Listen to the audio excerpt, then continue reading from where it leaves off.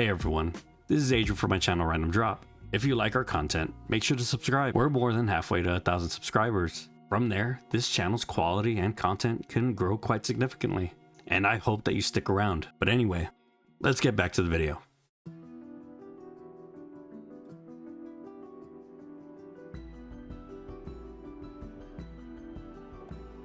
Dawntrail opens with your party heading to the New World by ship from Old Sharlayan. You have been invited by claimant Ffxiv to help her win the throne in the upcoming rite of succession. Kryl found an old letter that was for her grandfather Galuf, sent from the current Dawn servant Golul Jaja. Galuf was tasked by the current ruler to investigate the fabled city of gold. Alongside the letter, Kryl found an old earring. Looking into this further, Kryl found no records of this investigation in the students of Baldesion's archives. So in order to learn more, she is coming along on this journey. Additionally, Alize and Alphino are tagging along, and then we have Arenville, who is actually from Tyrol, and he has not been back to his homeland in quite some time. After braving a sea storm, you arrive at the New World.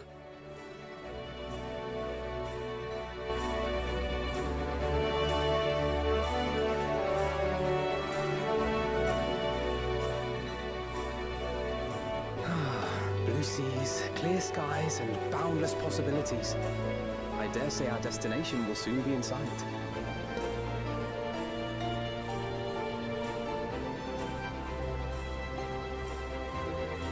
Enjoying yourself for a change?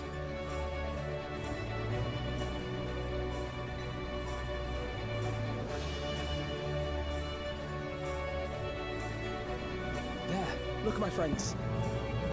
Behold the scene of our next great adventure.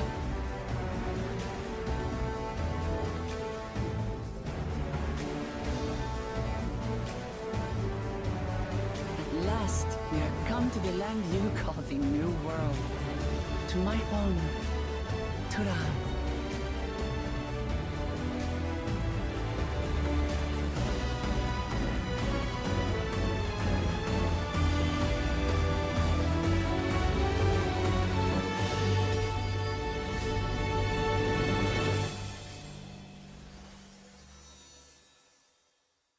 Upon arrival, you take note of the diverse and peaceful city of Tuliyollal, this nation's capital. Your party splits up to explore the city before heading into the palace. Ffxiv guides you, showing you the sights and giving you some history about her people and the city. Once you both explore enough of the city, she excitedly takes you to one of her favorite locations to share a local delicacy, tacos. While waiting for your food, you hear locals mention a mercenary band looking for the Golden City. It seems as though the legend of the Golden City is well known among the people, and rumor is anyone who searches for the Golden City goes missing. Arenville spent much of his younger years looking for the city, but never found it. Kryl's letter is partially why he is returning home after all this time. Once you receive your food, Ffxiv leads you outside to find a place to eat. She bumps into a large Mamul-Jaw and drops her food, crushing it. This Mamul-Jaw is named Bakul Jaja, chosen of Mamuk and candidate for Dawn servant. Bakul Jaja is a blessed sibling, a Mamul-Jaw born with 2 heads. Blessed siblings are incredibly rare and are often raised to statuses of leadership. Golul Jaja, the current Dawn servant, is a blessed sibling as well. Bakul Jaja was chosen by his clan to represent them in the rite of succession. After crushing your food, Bakul Jaja attempts to bait Ffxiv into a fight, but Kryl diffuses the situation. You then head to the palace to present yourself to the Dawn servant. When you arrive, you find a 2-headed Mamul-Jaw and a familiar friend sparring. The Mamul-Jaw is Golul Jaja, Dawn servant. His opponent is your old dragoon companion Estinian. Ffxiv explains that whenever her father finds a promising opponent, he invites them to the palace to duel. Golul Jaja notices your arrival and ends their match, complimenting Estinian on his strength, as he has not fought someone so strong in quite some time. Alphino wonders why Estinian is in Tyrol. He simply says he already went east, so the only other direction was west. Estinian describes how impressed he is by Gulul Jaja's strength, as he was only battling one head. Wuklamat explains that the one they've been speaking to is known as the Head of Resolve, and is the one of the two heads that loves combat. The one covered with a veil is the Head of Reason. According to Wuklamat, the Head of Reason spends most of its days sleeping due to his age. Gulul Jaja introduces himself and takes note of his daughter's companions. He then summons the other claimants into the room. We are introduced to the rest of the claimants. First, there is Zoral Jal, Gulul Jaja's true-born son and the first promise. Then there is Koana, adopted son and the second promise. Gulul Jaja explains why he is holding the right of succession. He is growing old, and the torch of Dawn Servant has never been passed before. Using the Mamulja right of succession as inspiration, he plans on yielding his throne to the winner. In the past, this right was only for two-headed Mamulja, but in his kingdom, he believes their leader does not need to be Mamulja or two-headed, as it is a land of many diverse people. Thus, he gave the opportunity to claim the throne to his true-born son and his adopted children. A tournament was also held, with the prize being the opportunity to claim the throne, which is how Bakul Jaja entered the right.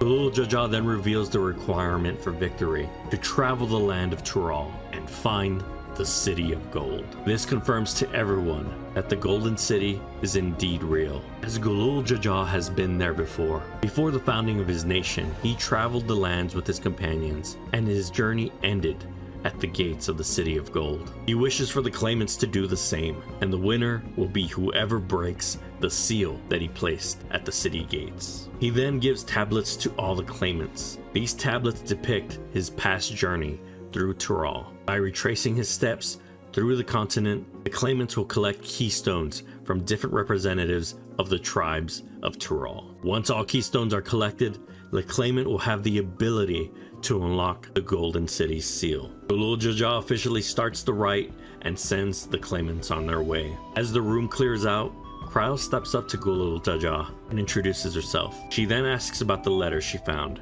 asking her grandfather to investigate the Golden City. Gulul Jaja is sadly unable to answer her question, as it would give Wuklamat an unfair advantage. He then says he is planning to tell his successor everything about the city. So if she wants more information, her best interest is to help Wuklamat win the throne. Afterwards, the claimants walk out to the people of Tuliyola. Arenville explains a bit more what each claimant is about. Zoral Jah leads the army, and he and his followers wish to conquer foreign lands. Cryo experiences Zoral's ambition with the Echo and describes it as an unquenchable fire, terrifying her. Koana walks out next. He is focused on integrating new technology from across the seas to make trade and the people's lives easier. But he seems to ignore tradition in his fast pursuit of progress. Bakul Jaja walks out next. He is supported by few Mamulja traditionalists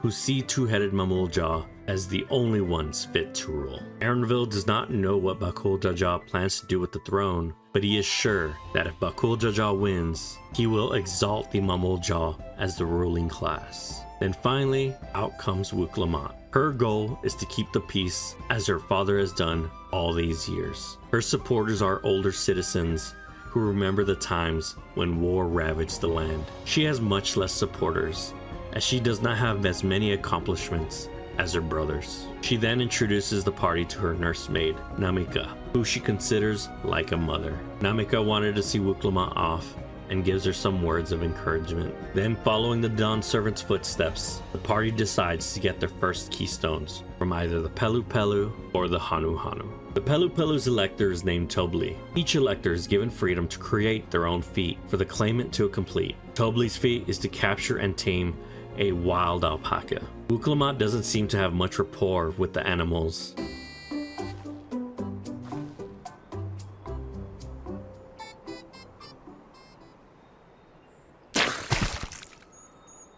Ah!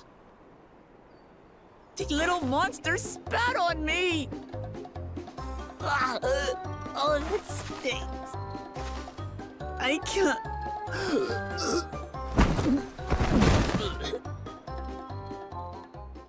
Recently, a storm came by and destroyed much of their village, and their usual renewal festival was postponed. She believes by raising the spirit of the villagers and hosting the festival, it may spark more ideas among them. The festival is celebrated with a float of reeds being carried by the Hanu Hanu. When you check in on it, it is clear that it has fallen into disrepair due to the storm. As you investigate it, you talk to a local villager to learn more about its components. Alphino realizes that the float is an arcane focus of some sort. The float was created to encourage healthy crops. Wuklamot believes if they fix the float and hold a festival, its arcane powers might fix whatever's wrong with the reeds. After gathering the necessary materials and fighting off Bakul Jajal's schemes, the festival is held and the reeds spring to life using the arcane focus. Koana is able to save the reeds in his own way, using a chemical that enhances etherical conductivity, as stagnant ether was the reason for the reeds' poor condition. Wuklamot and Koana claim their keystones. Next, the party heads to the Moblin settlement. Before getting on the boat, you bump into Koana, who introduces his allies in the Rite of Succession, Yuri Anje and Thancred. Koana heard much about the two while his time in Charlian, and once the contest was confirmed to start, he made contact with the duo to recruit them. They both pledged to do everything in their power to help Koana win the throne, even fighting their old friends. Koana and his team decide to walk to the next location instead of taking a boat up the river, as he believes they would most likely get attacked and have no place to retreat. And he was correct, as Bakul Jaja attacks your boat, delaying your journey up the river. Once things have settled down, the party takes time to rest. Wuklamot talks more about her origins, how she was adopted by Gulul Jaja, and how life was being raised alongside Koana and Zeralja. Gathering the first two keystones, Wuklamot realized how much of a sheltered life she's lived and does not truly understand her people and what they need. She feels inadequate compared to her strong and genius brothers. But after some soul searching, Wuklamot realizes that her wanting the throne has nothing to do with their brothers. She simply wants her best for her people, and continuing the peace created by her father is what she believes is the best way. She shakes off her doubts and vows to learn more about her people on this journey and find the City of Gold. The next morning, the party heads to the village of the Moblins. The Moblins' culture revolves around making agreements with talented goldsmiths. These goldsmiths become their potsworn, and the Moblins provide them everything they need to focus on their craft. This partnership outputs what is known as the finest gold and metalwork in Tural. In the past, Moblins would kidnap people and force them to create their works. But after working with Gulul Jaja, he convinced the Moblins that having willing and happy crafters would increase quality and production. The results spoke for themselves. Rhetoric is the elector's name, and they simply want the claimants to convince a new and talented goldsmith to become a potsworn. Wuklamot's potsworn is a Eorzean goldsmith that traveled here the same time you did. After helping him get set up in Tural and finding him some work, he was the most likely candidate that would be fine relocating to work with the Moblins. Before you head back, Wuklamot says there's some time to get rest, and on the way to your cabin, you receive a summons from the Dawn servant. Gulul Jaja could not contain himself after hearing you were back in the city, so he summoned you in order to challenge you to a duel. He compliments your strength and is impressed that the stories of your strength are true, but he also admits that he had another reason for summoning you. He wished to test you, to see if you were worthy to be guiding Wuklamot. But after sparring with you, he has no doubts that you could defend his daughter. He also wishes to know your true opinion about Wuklamot and her ability to rule. You both agree that she is not quite ready to rule at this time. Gulul Jaja then admits that all four claimants are lacking. He is holding the right of succession not to choose who should rule, but to grow one of the claimants into someone who can. And if none of the claimants have impressed him by the end, he would call the whole thing off and stay in his throne. He hopes his children will rise to the occasion and believes that your and the Scion's influence will widen their perspectives for the better. He asks you that you continue to guide his daughter. Afterwards, you and your party guide your goldsmith to the Moblins. While traveling, we cut to Zeralja and his companion guiding their craftsmen. Finding a willing artisan was even easier than expected. Many indeed are eager to curry favor with the Resilian sun, especially if it means sharing the promise of new territories.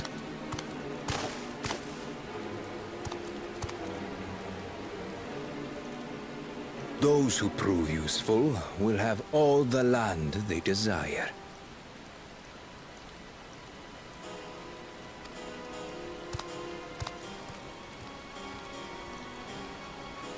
Such generous words, yet the manner in which he speaks them. If neither wealth nor territory are of value, wherefore does he seek to bring the world to heel?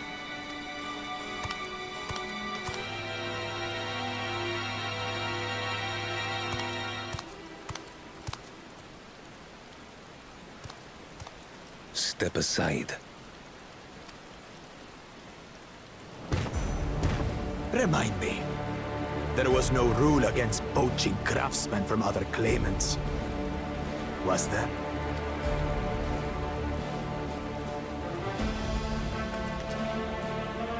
Do not be foolish, Bakujaja.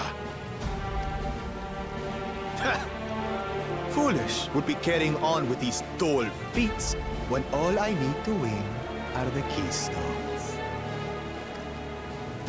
And besides, it's long past time I humble this arrogant one-head. The Dawntrails may have sired you against all odds, but there is nothing blessed about your birth. Only a two-head is fit to rule. Only we are worthy. Draw your weapon! Face me in battle, and learn your place.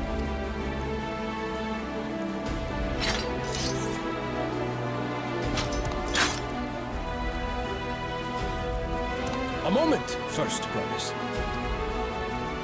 Leave him alive, if you would. I foresee a use for this nuisance.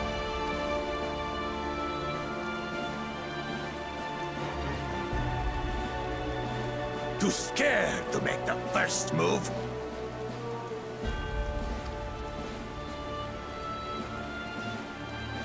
Then allow me!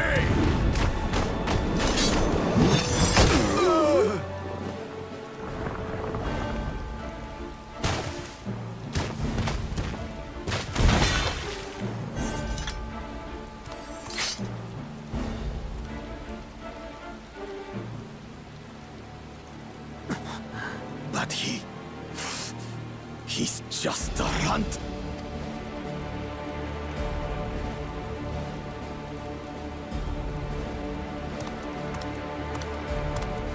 My thanks for your restraint. I can kill him whenever I please.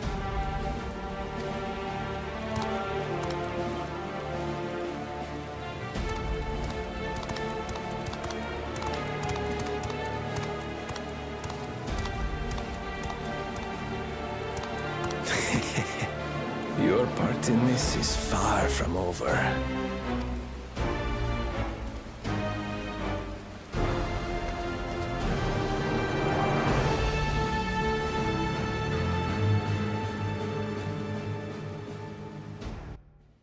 We then cut back to the village of Moblins, where Wuklamot gets her third keystone. Koana and Zoraljaw arrive soon after and claim their stones as well. Next, your party begins to head to the home of the giants. But on your way, you are stopped by a pink-haired man. He tells Wuklamot that Elector Roderick forgot to give her something very important and is asking her to come back. Wuklamot believes the man and says that this should not take very long and heads back alone to the Moblin village. A very long time passes and Wuklamot is nowhere to be found.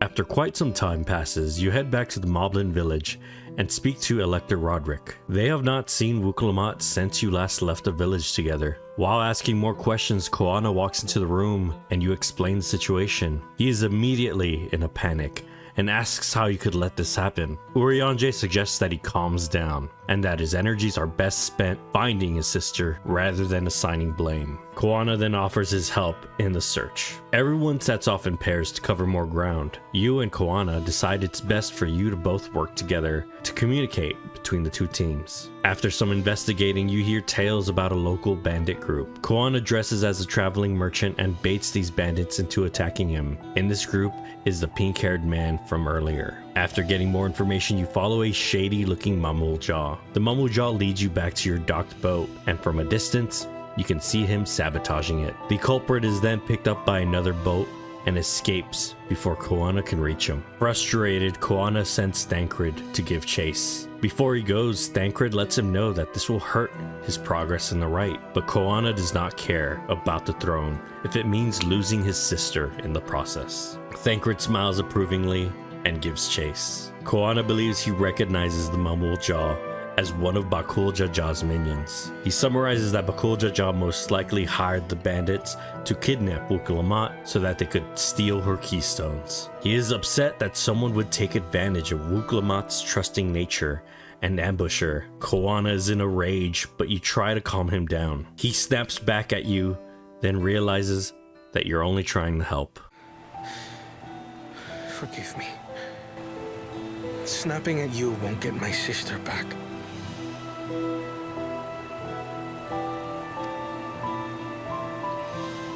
I'm afraid I've always been like this when it comes to Lamachi.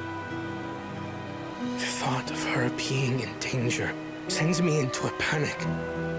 But isn't that how families should be?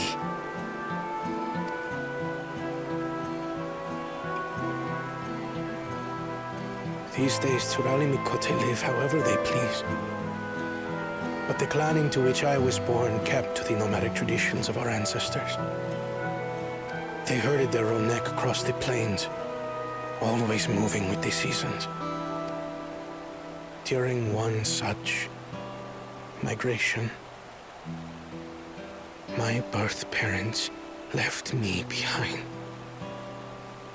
A child. All alone. Without a single word of explanation.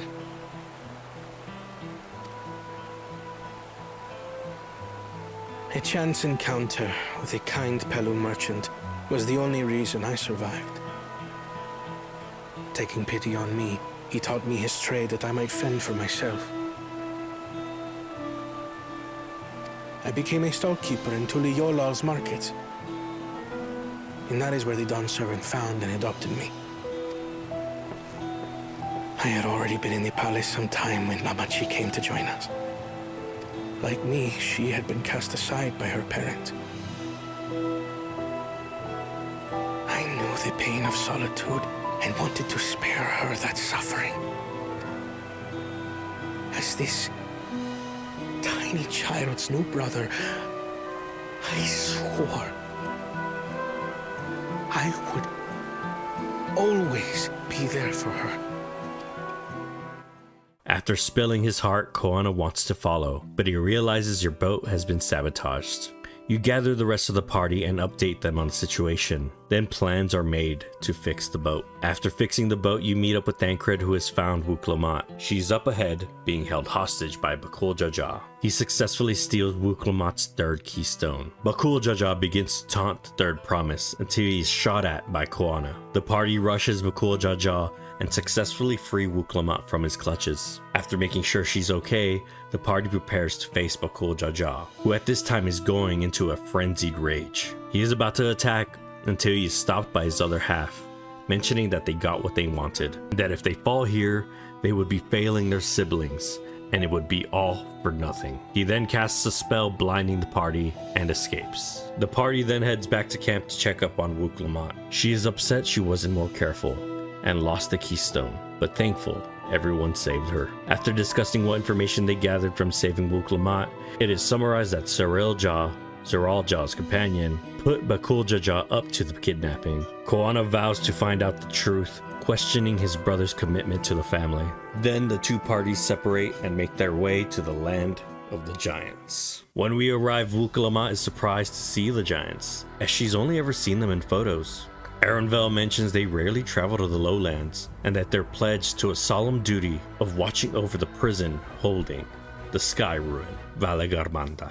Valagarmanda is a Tural Vidral, a creature that lives for many years, eventually waking up to strange powers. Many years ago, Galul Jaja and his companions fought the beast and imprisoned it in a block of magical ice. Alphino realizes the tablets mention this location twice, so it is most likely they are to face 2 feats in this location. You head inside the prison to find the giant Elector. You get a good look at the frozen sky ruin, and you learn from a local giant that Valagarmanda has been imprisoned for 80 years, and with each passing year, its prison grows weaker. Setting aside future problems, the giant knows why you're here. He was instructed by the Elector that the first feat is to find him somewhere in the giant homeland. After gathering information, you are led to a giant grave site. Located in the area is another giant assigned by the Elector. His task is to give you a lesson on giant culture. The giants, or their other name, the Yakui, do not believe physical death to be the end. They believe that being forgotten is when life truly ends. Their grave sites have no bodies,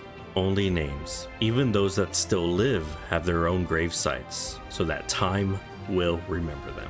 Further in, you meet another giant who is to chronicle the Yakui's history. Many years ago, the giants controlled much of the southern continent, but when they attempted to expand north to conquer and ensure peace for their people, many of them fell ill to disease. The empire collapsed and the giants returned to their homeland in Urkopacha, realizing much too late that the peace they sought was always there, in their birth home. The giant then lets you know where the Elect is waiting, on top of the nearby mountain, Worker Zormer. Before you make your way up, you're approached by a group of hostile giants. It seems that these are giants who hold on to the old ways, the way of conquerors. They claim they do not grovel at the feet of Galul Jaja, and one day they will restore their position as Tural's overlords. They plan to kill Wuklamat, but are interrupted by a flying creature. The creature attacks one of the giant's companions.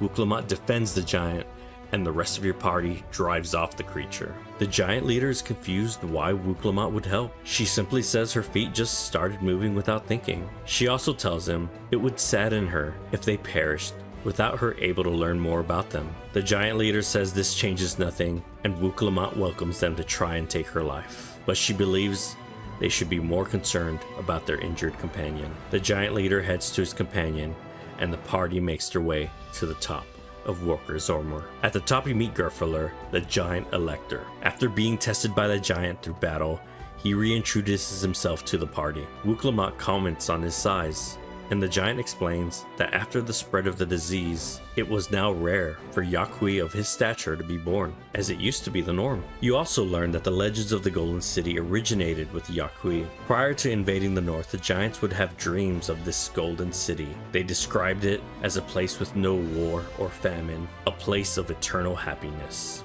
The giants gathered all those under their control and had them scour the lands for the Golden City, thus spreading the legend to the other races. Koana and his team arrive a few moments later, and his team is tested as well. Wuklamat and Koana both receive their keystones. Afterwards, Koana asks the Elder Giant a question on his mind. He understood that all the steps of this feat had significance to giant culture, so he asks what this mountaintop means to the Yakui. The giant explains that every elder is enshrined on the sacred ground. Alongside them are the shrines of the heroes who stood against Valagarmanda. Zeralja steps out from the central shrine. The giant's story confirms his suspicions on all the shrines. It looks like Zeralja arrived here quite some time ago and already received his keystone. Sarailja arrives from the bottom of the mountain a few moments later, feigning relief that Wuklamat is in good health. She threatens to punish him for planning the kidnapping here and now, but is stopped by the giant elder, telling them to mind their manners in this sacred place or he will make them leave. Wuklamat apologizes. Then Zeralja asks the giant to show him his father's grave. Upon this monument are inscribed the names of those who sealed away the monstrous Valagarmanda, your fathers included. Galul Jaja, Master of Resolve and Reason, Champion of Peace. Look at this one. Kettenram, navigator of uncharted oceans. Kettenram? The Laminton explorer? Does this mean he joined Galul Jaja on his travels?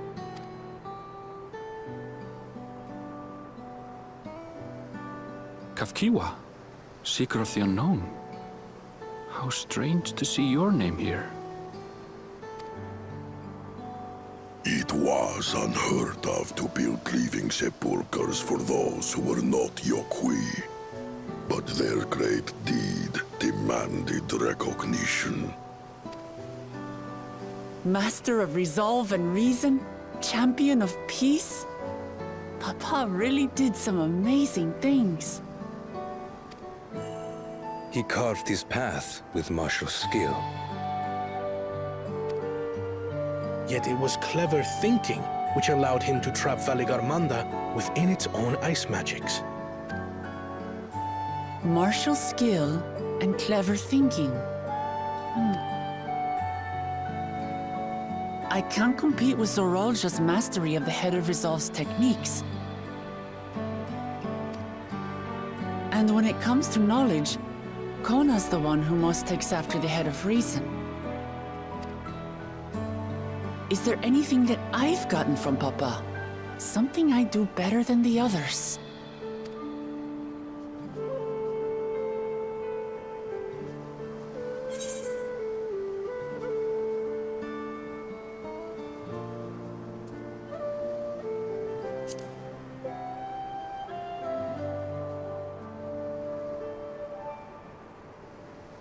Of course.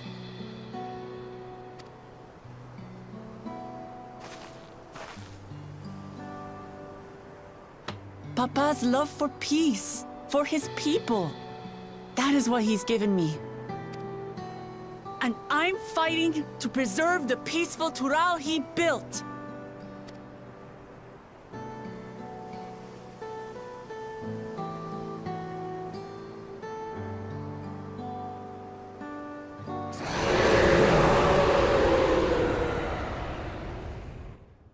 The claimants gained inspiration from the side of the grave, but then suddenly, a screech shatters the sky. Alphino calls you via Link Pearl and warns you that Valigarmanda has been freed. You head back to the prison, helping injured villagers on the way. When you arrive, it is obvious now that the ice prison is now gone, with the flying serpent missing. You gather more information from the guard and he explains what happens, triggering an echo of the events. In order to sow chaos during the Rite of Succession and get ahead, Bakul Jaja used his abilities as a blessed sibling and undid Valigarmanda's ice prison. Wuklama is horrified how far the siblings would go. She vows to stop the Sky Ruin and asks for your aid. You agree and begin to chase down Valigarmanda. Using Erenville's tracking expertise, you follow the creature to Wokor Lador. The location has a high concentration of crystals. You gather that it is trying to replenish its strength after 80 years. Before you enter, you're stopped by a hostile faction of giants from earlier. The location is sacred ground to the giants,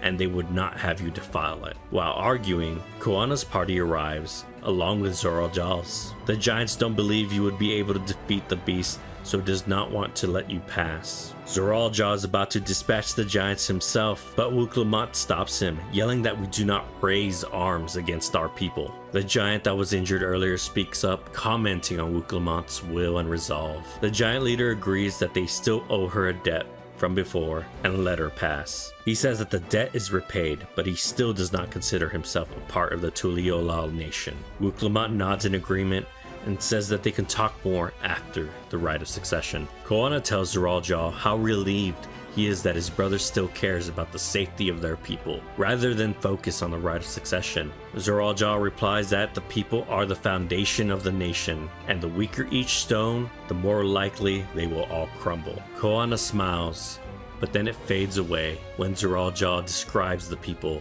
as stepping stones. Wuklama intervenes before the brothers can argue and gathers everyone to face the Sky Ruin. After an intense battle against the Sky Ruin, the party is victorious, doing what even the great Galul Jaja was unable to do. But Koana believes the beast was severely weakened by its imprisonment of 80 years. The promises all agree that they all still have more to go before they reach their father's level. Everyone then meets back up at the now empty prison. Before you can enter, you're stopped by the giant elector. Prior to the emergency, the second feat was to strengthen Valigarmanda's ice prison, but due to Bakul Jaja's meddling, that is now impossible. He awards the 3 promises at Keystone for their bravery in defeating the beast. Before you head to the next area, the party is stopped by the once hostile giant leader. He says he is again in Wuklamat's debt and asks what she needs for him to repay the favor. Wuklamat asks for more information about the dreams the Yakui had of the Golden City. You learn that the giants that dreamed about the city all came from a certain location in the forests of Yaktel. After the giants moved to Urkopacha, they stopped having the dreams. Yaktel is the location of the last 2 keystones, and the party decides they will investigate this further when they arrive. Arenvel suggests everyone head back to Tuliyola and get some much needed rest before the next feats. While resting in your cabin, Wuklamat arrives at your door. She asks you to meet her at one of her favorite locations in Tuliyola. In an area up above the city, you and Wuklamat reminisce on the journey so far. She builds up the courage to thank you and your friends for all your help and for guiding her, as she now knows what type of leader she wants to be and learned what it means to be a leader of her people in such a short amount of time, thanks to you.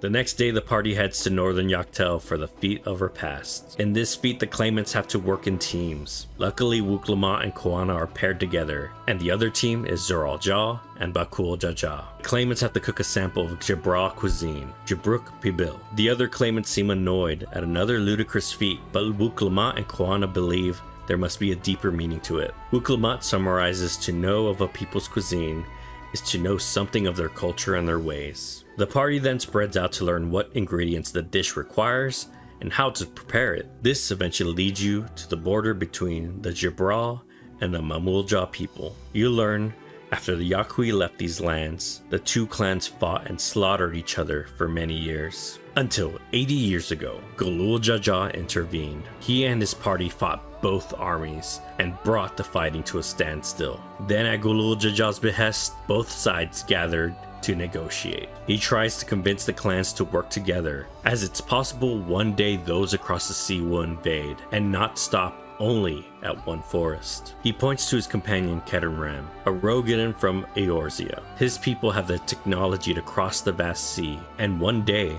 they will come to Tural. The clans are hesitant to drop old grudges, but they are all impressed by Golul Jaja and his companion's strength when working together. Golul Jaja believes him and his companions are an example of how strong Tural can be if they all work together. A banquet is then held to attempt to find some middle ground between the 2 clans. During the banquet, Golul Jaja convinced the 2 clans to combine and share their foods, and in the process, he worked with them to create a new dish. This is where Jabruk Pibil comes from, and it is the proof of the newfound cooperation between the 2 clans. Once you finish learning the significance of the dish and collect the necessary ingredients, you head back to the Jabra Elector to cook your dish and be judged. Your team is successful in creating the dish, winning your keystones. The other team was not able to recreate the dish as they were missing key ingredients. Crowd connects with Zoral Jah through the echo again. His ambition only grows, and she describes dark thoughts aimed towards his siblings. Zoral Jah quietly turns around and leaves the area.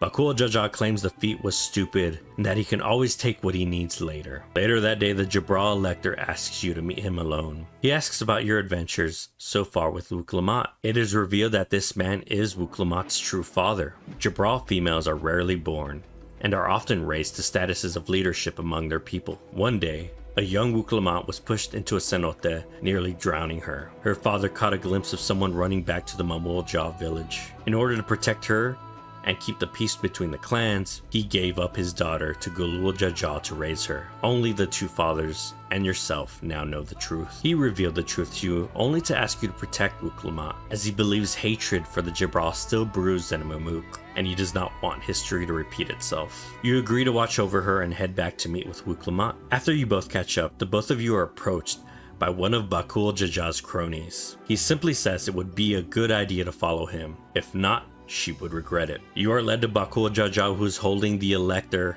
Wuklamat's real father, hostage. His men overheard your conversation with the Elector earlier and plans to use him as leverage. In the process, Bakul Jaja reveals the truth of her origins to Wuklamat. He then baits her into a fight for the remaining keystones, threatening to kill the hostage if the Warrior of Light interferes in any way. Wuklamat agrees and is victorious, and Bakul Jaja kneels broken. She tells him no more. He has harassed her people long enough, and she gives him a final warning that it ends here. If she hears he is up to no good again, he will have to answer to her. The blessed siblings say nothing and only look to the ground in defeat. An image from their past comes over their mind. A mountain of objects that look somewhat like urns of the dead. The Mumulja grasps his head and begins to run and scream in panic. Bakul Jaja's minions agree they have been defeated and let the hostage go. Wuklamat recovers her keystone. She then faces her true blood father and asks if what Bakul Jaja said was true. He simply says yes, and that it has been an honor to bear witness to the Promise's journey. She accepts his answer and confirms to herself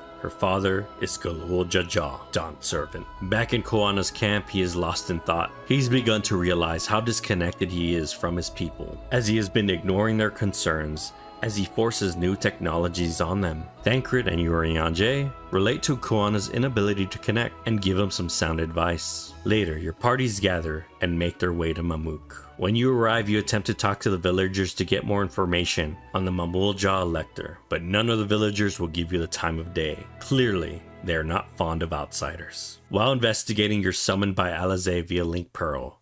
Something's happened. You head to her location where you find Zoral Jah defeated by what appears to be Galul Jaja. Alphino explains it is not truly him.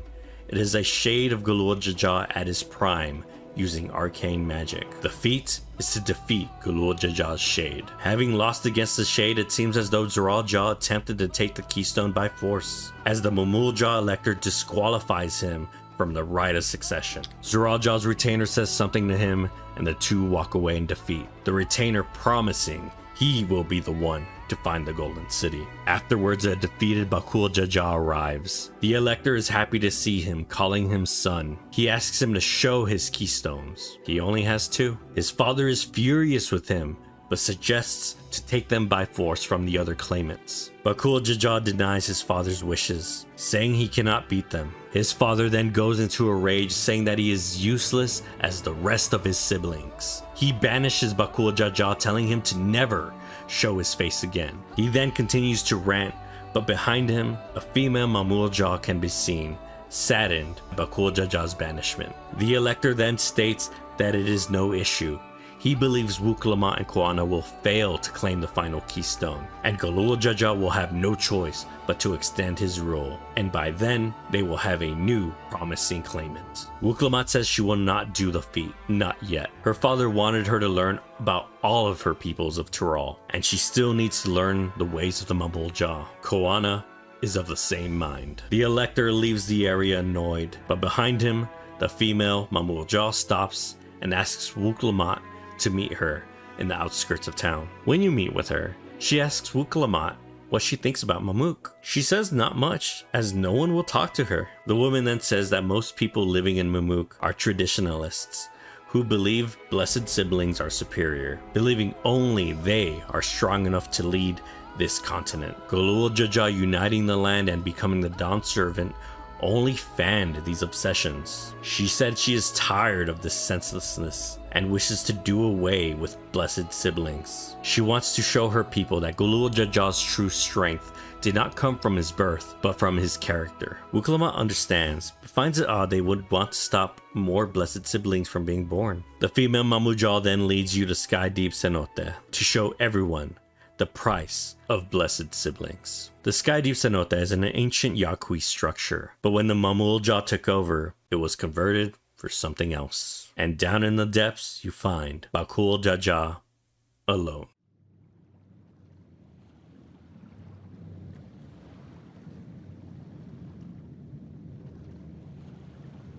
Bakul Jaja?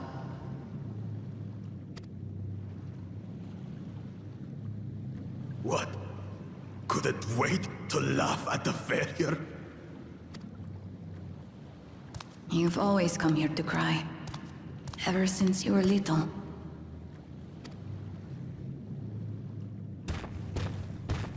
Mother!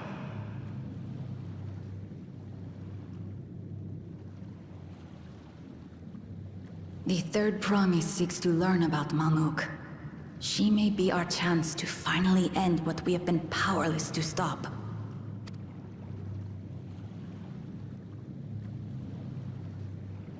Talk with her. Tell her what we have done. Fine. Perhaps it's only right that we be the ones to speak of it. Blessed as we are.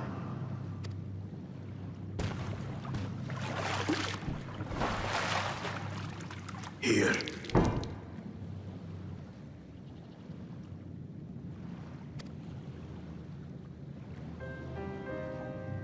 This vessel holds the remains of a two-headed Mabunja. An infant.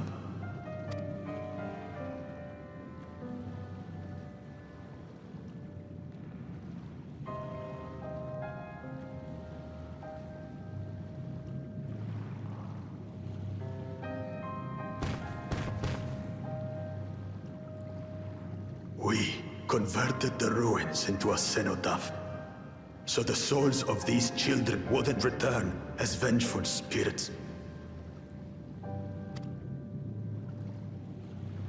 Do you know how blessed siblings are made? I've heard that they are born to Hubago and Bunawa parents.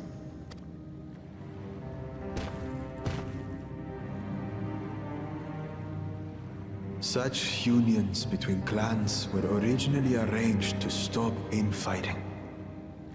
The war against the Shibral was going poorly, and we needed to be united.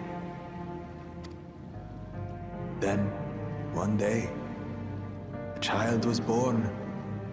One blessed with two heads and tremendous power.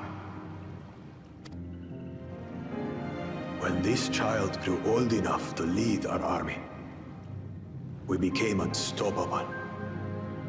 The Shibral had no answer, and we drove them all the way back to the trees above. That taste of victory awakened our greed. We became obsessed with conceiving more and more of these superior children. No matter the cost. Of the countless born, most die. Trapped in their shells. Only 1 in 100 survive. If we are blessed, it is only because we yet live. Unlike our brothers and sisters, who were sacrificed for the glory of Mamuk. That's horrible.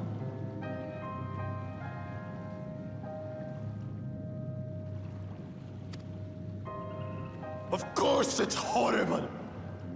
It's an atrocity we can never take back.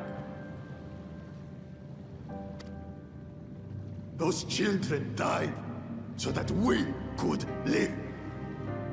So we had to succeed, no matter what. To fail would mean it was all for nothing. Nothing. But I did fail. I squandered their sacrifice.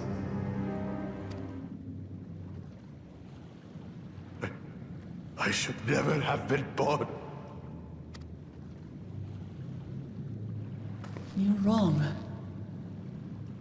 You didn't ask to be born as you are, and you aren't responsible for your siblings' deaths. The people obsessed with blessed siblings are. They made their choices, but they don't make yours.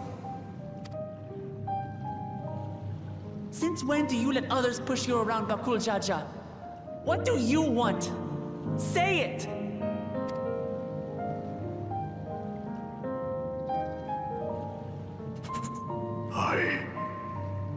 want it to end.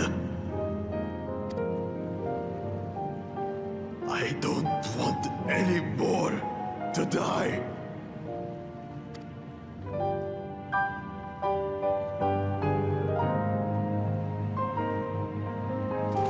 Then you have my word.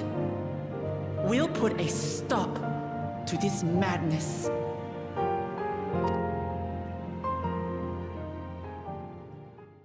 After revealing the truth, Wuklamot promises to put an end to the creation of blessed siblings. In order to do that, they need to find out why the Momul Jah put so much faith in them. Bakul Jaja helps by handing over one of his scales, a sign that you're a trusted ally. Wuklamot does not forgive Bakul Jaja for all the horrible things he's done, but she now understands his desperation to win, as the burden of his people's legacy was heavy. She vows to make sure his people never feel so desperate again that they would turn to created blessed siblings. Your party gathers all those who wish to talk. Wuklamot invites Koana to hear their concerns as well. After gathering information, you come to the conclusion that it is the forest the Momul Jah live in that is the problem. The forest has little resources, and due to the constant shade from trees, little is able to grow. And it is also believed that the land is cursed, and they looked to the blessed siblings as an avenue out of the forest. After studying the forest with Koana's help, a solution is found. The meteorites scattered around the forest affect plant life greatly. Only certain plants are able to survive under these conditions. So using Erenville's connections and the data your party gathered, shipments from Sharlayan are being sent containing different plants and crops that may thrive in these conditions, giving the Momul Jah an opportunity to finally cultivate the land and engage in trade. The people of Mamuk are surprised the solution sounded so simple, but they're willing to try something new.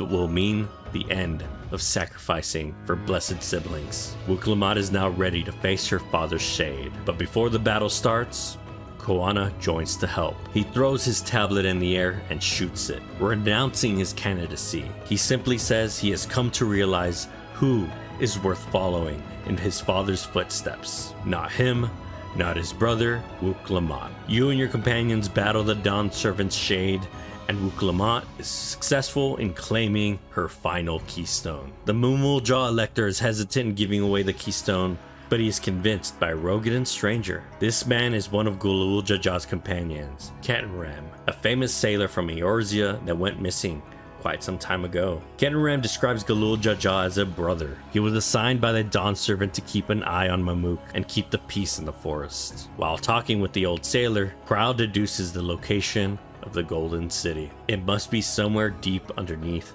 Yoctel, as the giants only dreamed of the city when they lived in the area, and those who dreamed were all miners. Her grandfather, Galuf, was also seen in the area 20 years ago. After asking around for more information, you deduce it must be down below, past the gates, in the Sky Deep Cenote. Once you travel deep below the ancient Yaqui structure, you find a large purple and gold building. Before you can get any closer, you are stopped by a giant guardian that seems to be made up of the same material. Clearly, as you dove further down into the depths of the Sky Deep Cenote, you found signs of technology that should not have been available to the giants. Alphonose studies the technology and believes this must be from a new ancient civilization they've never heard of, as it looks nothing like elegant technology or any of their close relatives. In the distance, Krau can see a gate surrounded by a golden light. The party takes a closer step to investigate the structure, and upon closer look, the structure is sealed by Sharlayan technology. Alphino finds a nearby pedestal that would obviously fit the tablets and the keystones your party's been collecting on their adventure. Once set in their place, the Sharlayan device turns off, and the gates into the golden structure open. Inside is even more black and gold material. In the center is something that looks sort of like a gate. Before you can investigate further, your party is surprised by Galul Jaja, congratulating you on finding the entrance to the Golden City and winning the Rite of Succession. Everyone is happy to realize the rite is now over and Wuklamot was victorious. But Kryle still remains curious about the gate, as the technology on display is nothing like anything in Tural. She is curious what lies beyond the door in front of them. Galul Jaja tells Kryle that behind the gate is the Golden City of Legend, but currently, circumstance prevents them from opening the gate. He reassures Krau and Wuklamot that after her ascension, he plans to reveal everything about the Golden City and how it ties to Galef. Erenville looks up and reminisces on his lifelong journey to find the Golden City, and he is happy he found it. Gulul Jaja invites everyone to return to Tuliolal to get some well-deserved rest. At night, you're visited by Koana, who wants to properly thank you for guiding his sister along her journey. He also came over to deliver a message. Wuklamot desires for you to accept a spot in her administration. Koana hints that Wuklamot has not extended her own brother this courtesy yet. He says that there is no rush for an answer, and Wuklamot will bring it up again after her ascension. Koana leaves the building letting you know how irreplaceable you have become to his sister, and that it makes him a little bit jealous. He hopes, no matter your answer, that you continue to be in Wuklamot's life. Then comes the day of ascension. Wuklamot gives a heartfelt speech describing everything she learned on her journey through Tural. During her speech, she hints that she will not be ruling alone. She jumps off the balcony and talks further of her plans. Gulul Jaja ruled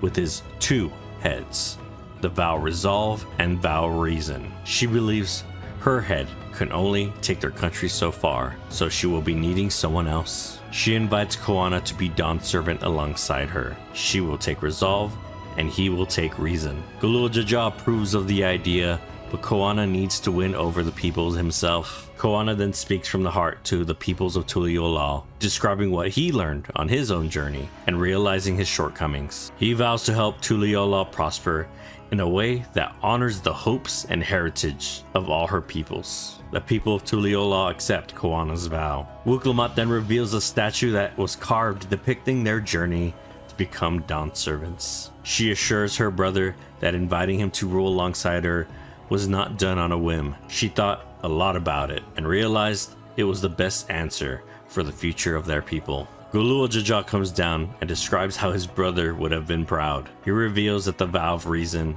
passed away 3 years ago. The people are shocked at his passing. Wuklamot always knew inside, but didn't want to believe it. The vow of Reason wanted their people to rest easy until their replacement was chosen. He was the one who set up the idea for the right of succession before he passed away, leaving the vow of Resolve to finish the job. Gulul Jaja announces the rise of the new Dawn servants. But while the city of Tuliolal celebrated, we cut back to Kettenram in Yoctel being attacked by an unknown assailant.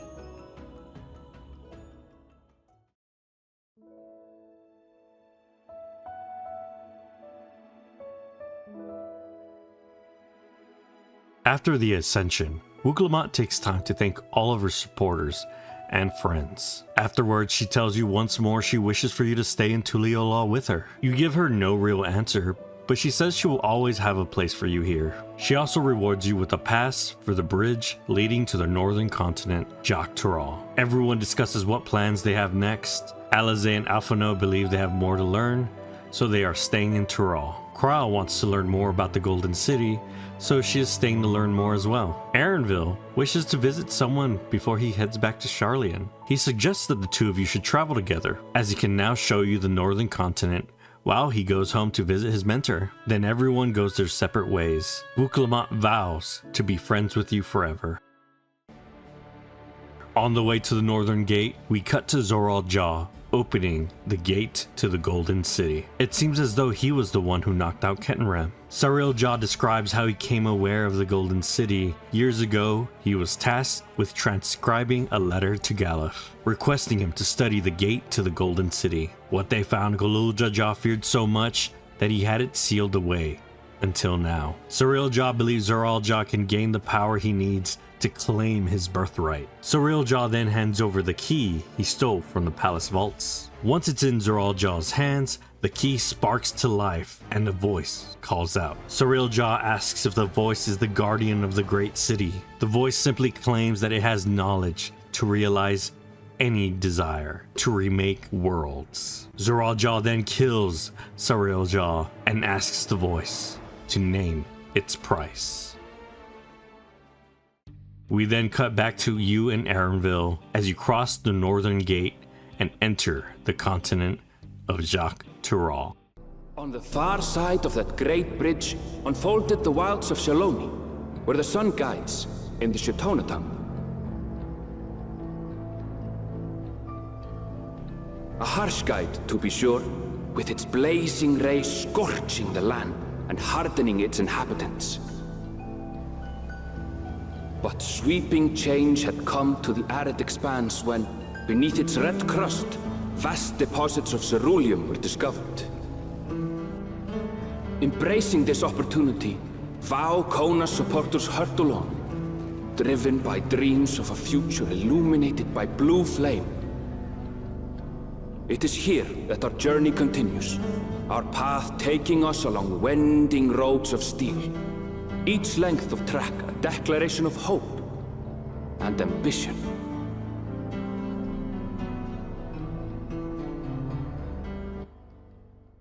Erenvil's plan is to take the railroad from Shaloni to his homeland, Yassolani. Recently, in the area, there's been a chain of earthquakes. The Roanoke that transport citizens have been acting strangely due to this, and this is also affecting other wildlife in the area. But the handler says a merchant should be returning soon with one of his more stable beasts. While you wait, you stay at a nearby settlement. As you arrive, you witness a young man arguing with what seems to be a protector of the peace. Apparently, this young man believes his friends were falsely imprisoned and wants them freed. The older man he's arguing with is the deputy chief of the Dust Watch, the local law enforcement. He claims the young man's friend pointed guns at him, and while they were being investigated, it was revealed they had committed larceny. They will not be freed. The young man doesn't like his answer and is about to do something brash before he is stopped by Estinian. He suggests he withdraws for now before things get worse. The young man takes his advice and leaves the area. Estinian approaches, surprised to see you. He explains that he is simply just wandering around exploring. Galul Jaja paid him handsomely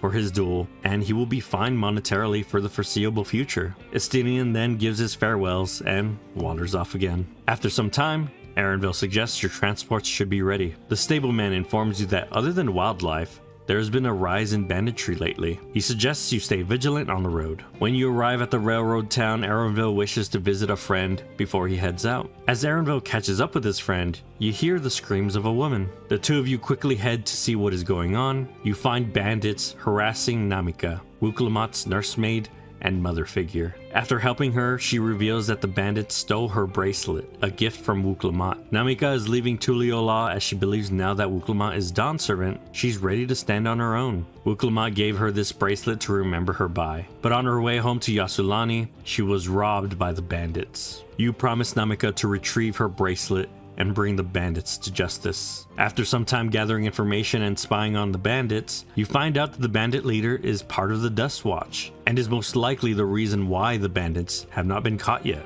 In order to avoid an all-out fight against the bandits, Erenvil comes up with a plan to steal the bracelet back. As the bandits are being distracted, the leader comes out to see what the commotion is. The leader is the deputy chief of the Dust Watch, and he is carrying the bracelet on his person. Erenvil's plan is successful in dispersing the bandits and leaving their leader alone. But as you're about to approach him, a familiar voice screams for help from a nearby building. His name is Zekawa, the young man from earlier. He continues to beg and yell for help, causing the deputy chief to take notice and escape. Afterwards, you release Zekawa from capture. Once you all get caught up in the situation in Shaloni, Zekawa has a plan. He knows how the stolen goods are being transported. They are being stashed in fake casks of ceruleum and crossing the border to the black market. Zekawa then baits the deputy chief into the center of town and gathers everyone's attention. Erenvil then walks up with a secured fake ceruleum cask and reveals a stash of stolen goods, some even being recognized by the locals. Erenvil claims to the town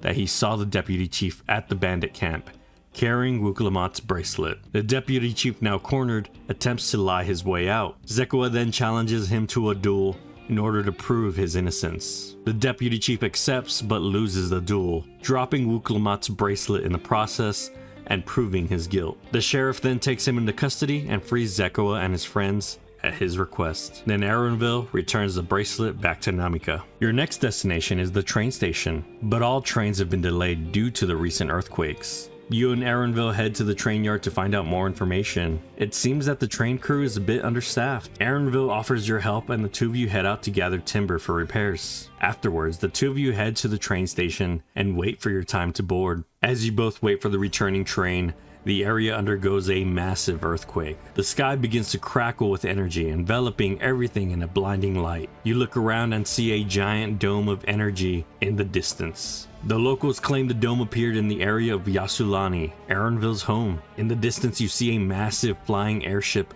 approaching and heading directly to the capital of Tuliyollal. Both you and Erenville agree Yassulani can wait, and that you're needed back at Tuliyollal. When you arrive, you find the city under fire. Wukalamat meets you at the entrance, and the three of you head towards the palace. She claims that the invaders attacked without any warning, and all around you innocent people are being injured or killed. Prial notices a soldier kill a civilian, then pull out a device and drain 2 orbs from their corpse. You meet with Bakul Jaja, and he offers to hold the line and tells you to head towards the palace. On your way up, you spot an out-of-place young woman staring out at the battlefield in horror, but you have no time to look into it further and head to your destination. When you arrive, you find Zoral Ja.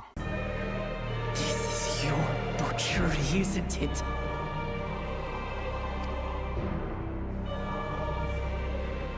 My demand is simple. The dissolution of Tuliyollal and surrender of all its territories. Refuse, and I will kill every last one of you. What has changed you so much, and in so short a time? To harm the very people you swore to serve.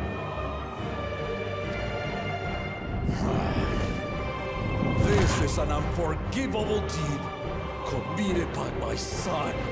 My son! You have heard my ultimatum. And you will have my answer. By my hands, I will end your madness. I believed you long dead. To have the chance to kill you myself is an unforeseen blessing.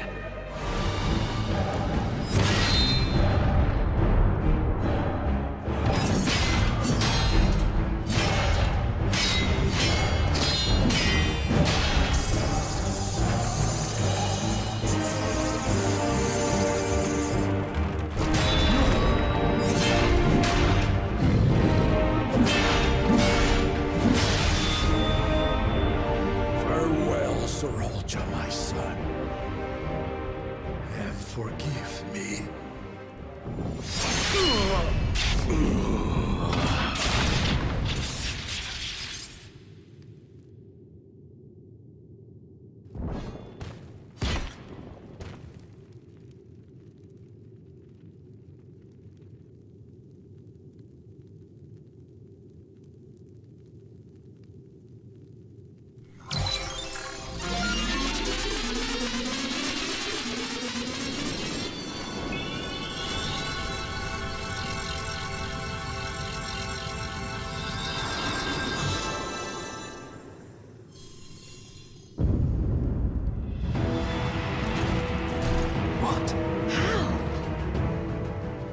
Despite his old age, the mighty Gulul Jaja remains a fearsome foe indeed.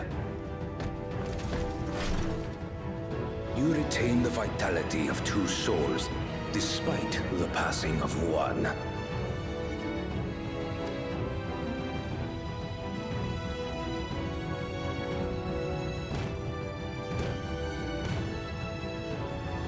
I shall even the odds.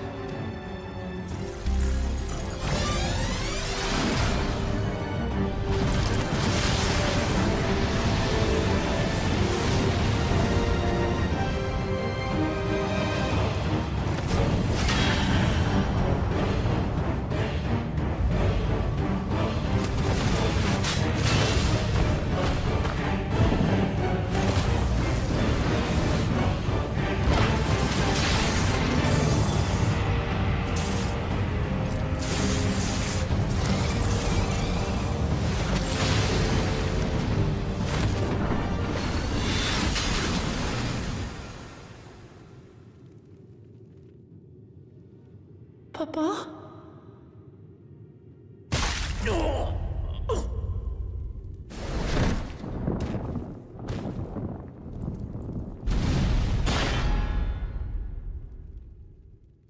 Galul Jaja was defeated by Zoral Jaw's unknown new power. Alphino and Kryle begin to heal him immediately. Wuklamot attacks Zoral Jaw and vows to make him pay for this massacre. He holds off her attack and gives Wuklamot a challenge. He wants his sister to muster all her strength and attack his new kingdom. Then he can show her the disparity between their strengths. If Wuklamot fails to defeat him, the warships in the sky will resume their attack again and destroy Tuliyollal for good. Zoral Jaw finishes announcing his challenge and walks out of the palace. Wuklamot then rushes to check in on her father. Alphino and Kryle did the best they could, but Galul Jaja knows it's the end. He calls out to his old friend Kenton Ram and asks him to look out for his children. Kenton Ram agrees with his wishes. He then calls out to his adopted children, letting them know as long as they hold his memory close, he lives on through them and bids them to lead Tuliyollal to a brighter future. Galul Jaja passes away. There is no time to mourn, as the city is in chaos and the people need help. Wuklamot splits everyone up to specific parts of the city to look for and help survivors. When you see her in the field, she is horrified by the casualties, but she shakes it off and pushes forward, until you eventually find her again on the shore, attempting to give a potion to a corpse. You and Alisaie witness this and head over to snap her out of it. She is clearly distressed and not processing what just happened well. Alisaie bids the two of you to take a break, and she will continue the search. You and Wuklamot spend some time together and process everything that has transpired. Wuklamot feels as though she's failed her people, but you finally get her to stop sulking and snap out of it. She takes your advice and focuses on what she can do for her people now and not what she didn't. She then heads to the palace to reconvene with Koana, and you catch up later after meeting with Alisaie. Everyone gathers to take stock of the situation. At least 50 died in the attack, and many more were wounded. Wuklamot wants to calm the people's fears as soon as possible and bring back some sense of normalcy. Koana studied more of the enemy. Its technology is something that he's never heard or seen of in his time abroad, but Kryle has a theory. She then calls in some help that may have some experience in the situation, Rahatia and Y'shtola, as she believes we are dealing with another reflection of the source. It is revealed over 20 years ago, Galul Jaja sent a letter to Galef Baldessian to investigate the gate to the Golden City. One day while studying the area, the gate to the Golden City opened. Then two Lalafell-like beings walk across the bridge carrying a baby. They left the baby with Galef and an object that somewhat looked like an hourglass. Galul Jaja tried to get more information from their visitors, but they left back through the gate without a word. Kryle is not of the source, but a child from a reflection. She believes that the forces that attacked the city must have been connected to the Golden City. Kenton Ram believes this to be true, due to Zoral Jaw's involvement. On the day of Ascension, he was attacked and robbed of his keystones. On that same day, the artifact was stolen from the vaults. The technology they use is also similar to what the Golden City's gate was made of. As everyone is going over the information, Erenville interrupts, showing incredible concern for his home that is currently trapped in the dome. You promise him if that anyone can get to the bottom of this, it is the Scions of the 7th Dawn. Alisaie, Wuklamot, Erenville, Rahatia, Kryle, and yourself plan on investigating the inside of the dome. The rest will stay behind to study the gate and help set up defenses for the city. Before you head out, Wuklamot speaks to the people of Tuliyollal. She reveals to them who the enemy is and who is leading their forces. The people fear the warships hovering over the sky, waiting to strike again. She admits waiting around to be attacked again accomplishes nothing, so she plans to take the fight to them. While her team focuses on bringing Zoral Jaw to justice, Val Koana promises to stay behind and build up their defenses. He promises no more innocents will be harmed.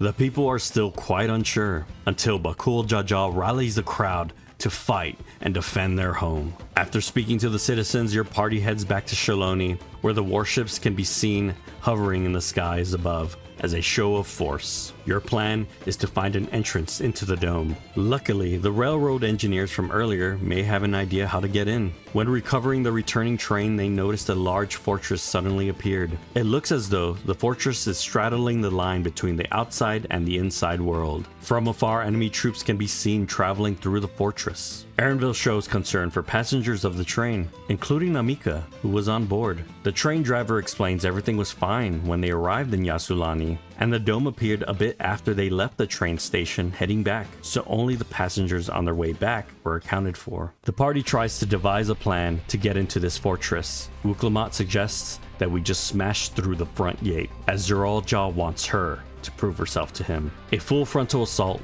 will make her intentions known to him, keeping his focus on her. The engineer's leader agrees with Wuklamat's plan and has an idea to improve it. Currently, the base sits on the railroad tracks, so he plans to reinforce their train with armor and explosives and ram it head first into the enemy fortress. Together, with all the people you've met on this journey so far, you work to build your doom train and assault the vanguard.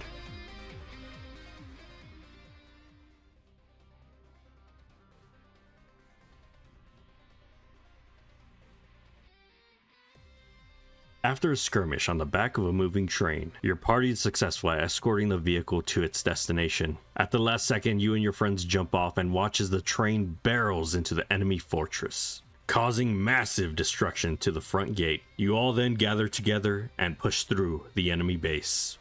Once successful in defeating the enemy commander, you enter into the dome and witness what used to be Yassulani.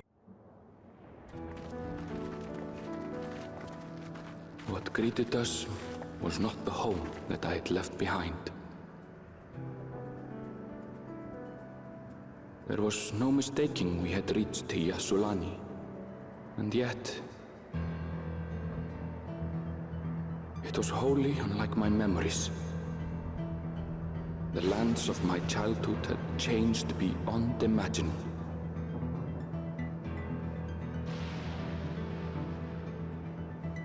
To where had I returned?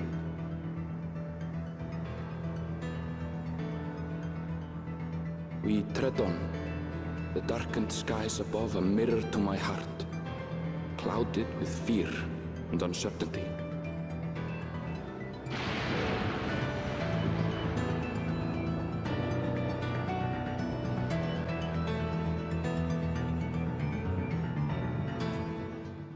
When you arrive inside the dome, it is immediately apparent the area has changed significantly. A massive tower looms over the center of the area, with unfamiliar structures built all over the place. Erenville's confused how the landscape of Yassulani could change so quickly. The party theorizes what could have happened to the area, but you have little information, so you all continue to explore Yassulani to find more clues. Old railroad tracks and settlements have fallen into disrepair, as though they have not been used in quite some time, further confusing Erenville, as the railroad settlement was only built 2 years ago. Alizé theorizes with all the clues they've gathered, time flows differently in the dome. A similar phenomenon occurred when traveling between the source and the first shard years ago. But the area is clearly Yassulani, so we are indeed still on the source. Wuklamat doesn't understand much of what you're speaking of, but she thinks the party should travel further in and find more information. Eventually, you arrive at Erenville's childhood home. It is in ruins. He looks around deeply confused and worried. As the party searches for missing villagers, they're interrupted by a familiar,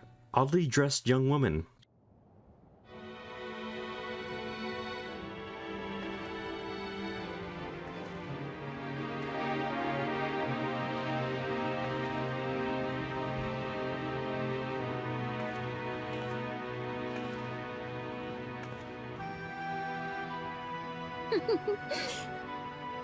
I apologize for giving you a fright.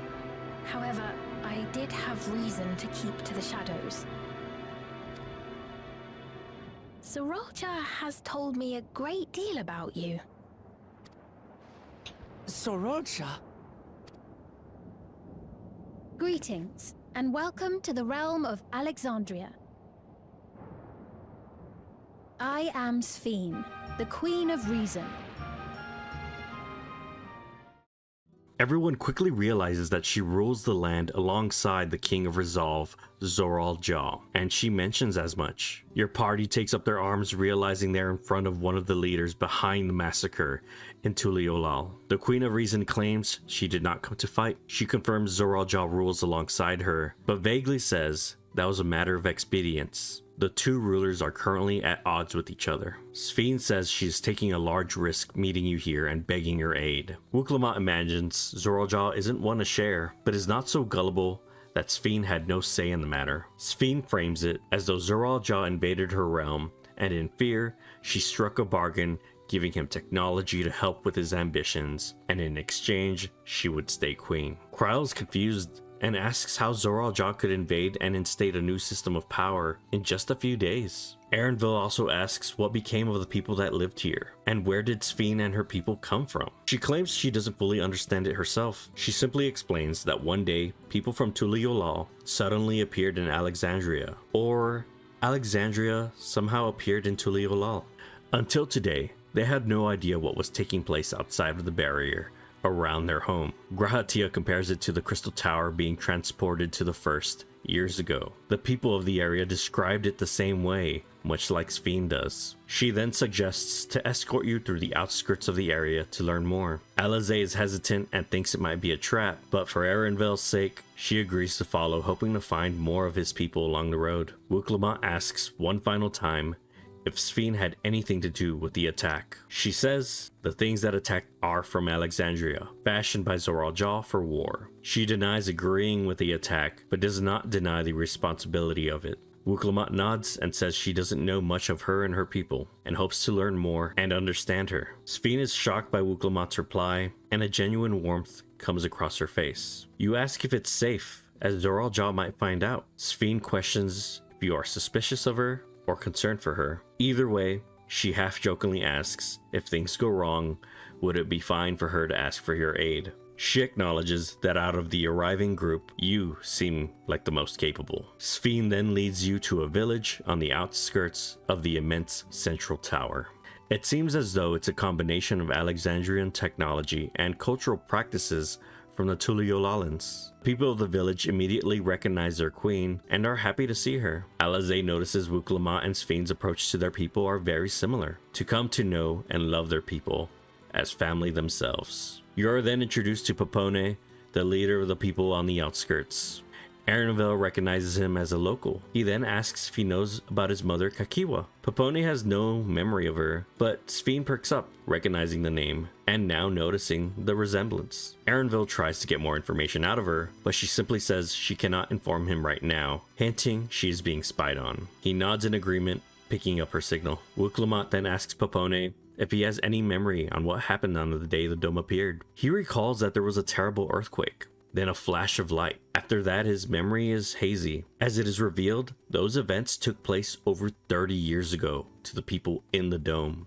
The party is shocked by this revelation. Ffxiv confirms to them that the events leading to the joining of their lands did indeed occur 30 years ago. She claims to have no idea why the perception of time is different to yours. They only became aware of this discrepancy when the Vanguard base was completed, and were at last able to venture outside the dome. You recall Zoral Jaw claiming he thought his father long dead. Having experience with this concept, Grahatia believes when the dome appeared, the two worlds' temporal flow was off. But after Zoral Jaw connected them with his base, it made a bridge, solidifying time between the two realms. Alizé believes they should gather more information and asks Ffxiv if everyone can explore and talk to the locals. Ffxiv is happy to comply, and gives you and Wuklamot a personal tour of the area. During the tour, it is plain to Wuklamot that while she does not fully trust Ffxiv, her love for her people seems quite genuine. Once your tour is over, you notice villagers rushing into a building. Wuklamot is curious on what's going on. Ffxiv simply says it must nearly be time. You then follow her to meet with the local,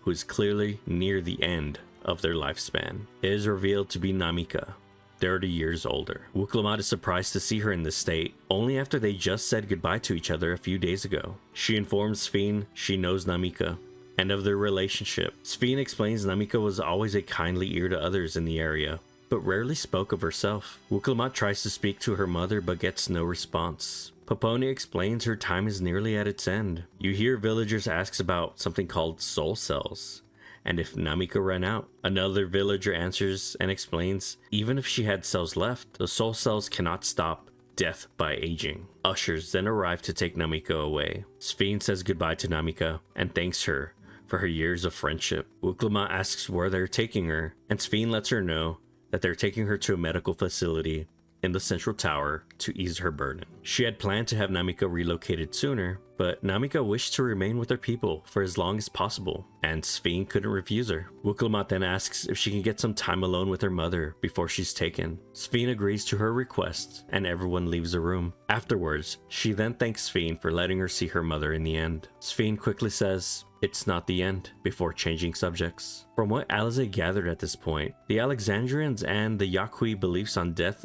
and living on through memory are quite similar. Afterwards, the party goes over all the information that has been gathered from exploring and speaking to villagers. Inside the dome, 30 years ago, the lands of Alexandria and Yashalani became one. In this time outside of the dome, only a few days had passed. Zoral Ja built up his forces and created the base that would be a bridge between the two lands, fusing the rift in time together and stabilizing it. Alexandria was displaced from another reflection, but what confuses Grahatia is the sheer scale. It's far past what a void gate would be able to do, or what was done previously with the Crystal Tower. He believes this is more likened to a compressed rejoining of worlds, as the Asians were attempting to do with all of the reflections. He again asks how this feat was done. Sphene claims she has no idea, as this talk of dimensions and reflections goes well above her. She says that all she knows is that they lived under the dome's protection for hundreds of years, until the events you're describing. Kryl then clarifies that the dome existed prior to the displacement of Alexandria. Sphene answers yes, that several hundred years ago, her world was ravaged by a devastating cataclysm. The barrier was erected to protect Alexandria from the effects of this cataclysm. Wuklamat summarizes, Sphene and her people are lost like everyone else, and didn't mean to end up in Tyral. The queen gives a shocked look at Wuklamat and then calmly smiles and changes the subject. Next, she wants to take you to the central giant tower, the Everkeep. She can get you into the tower, but does not have the authority to take you where Zoral Ja resides. Wuklamat makes her intentions clear to Sphene. She plans to get revenge for the murder of her father. That means killing the king of Alexandria, and asks if she's willing to stand by and allow her king to be slain. She avoids answering the question by saying the happiness of her people is paramount, and she will do anything to protect their happiness. Sphene then leaves to register you into the Everkeep system as a guest, and she'll meet you in the tower when you're ready. She also gives Arenville a hint where you can find his mother. During this conversation, you notice that Papone's headgear begins to blink. Before leaving to track down Arenville's mother, Wuklamat thanks Papone for being a friend to Namika all these years. Papone looks at Wuklamat, confused, and asks, "Who is Namika?" The mood drops suddenly as everyone realizes what might be going on. By probing Papone more, it is revealed that those who pass away get wiped from the memories of the people of Alexandria, and their data uploaded to the cloud in the tower. After gathering more information from the villagers, you come to the conclusion that the device the Alexandrians are wearing on their head alter the people's memories. They will go on in their life not knowing that the person ever existed. The memories of that particular person are all uploaded to the cloud in the central tower. While discussing, Arenville notices you are all being spied on by some sort of machine. The party chases after it, and they eventually are led to a hidden base.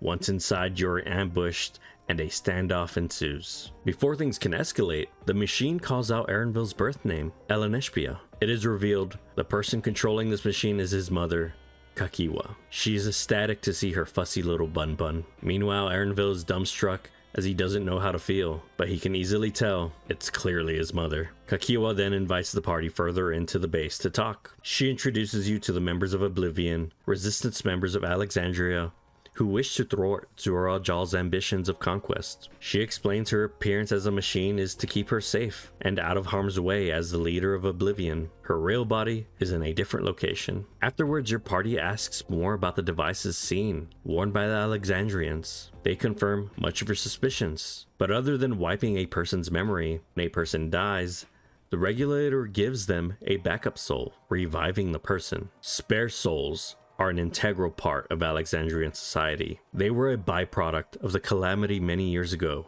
to slow down the death toll among the people. Grahatia is reminded how the Void Scent consumes souls in the same manner, but the Void Scent lose their sense of self in the process. As when a soul is consumed, you take on their memories as well, eventually the being becoming an amalgamation of different beings. But it seems as though Alexandrian scientists were able to invent a way to cleanse a soul of its memories and package them in cells for consumption. When a person dies suddenly, the regulator expends the soul, reviving the person, but its second function is to overwrite the blank soul with the memories of its owner. But when a person reaches their natural end of their lifespan, as in old age, spare souls have no effect. The regulator collects the soul and it is processed, continuing the cycle. The deceased's memories, and all those who knew of them's memories, uploaded to the cloud to be remembered by the system, believing by removing the memories is a kindness to spare the people the pain of loss. Alize and most of your party members find this practice unsettling, but to even the Oblivion members, they find nothing weird about it, as it's just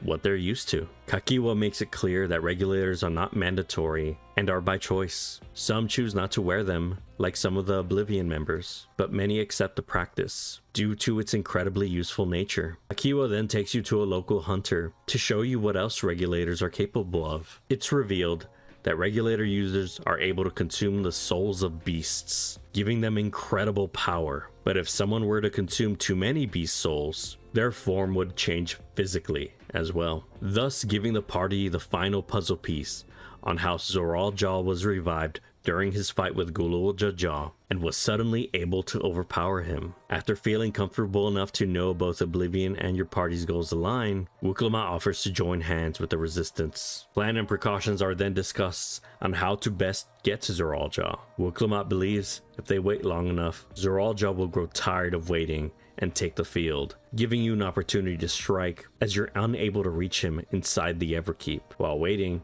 Kakiwa invites you to the Oblivion headquarters hidden in the Everkeep. Meanwhile, we cut to a meeting between Sphene and Zoral Jaw. You've been consulting with Wuklamat.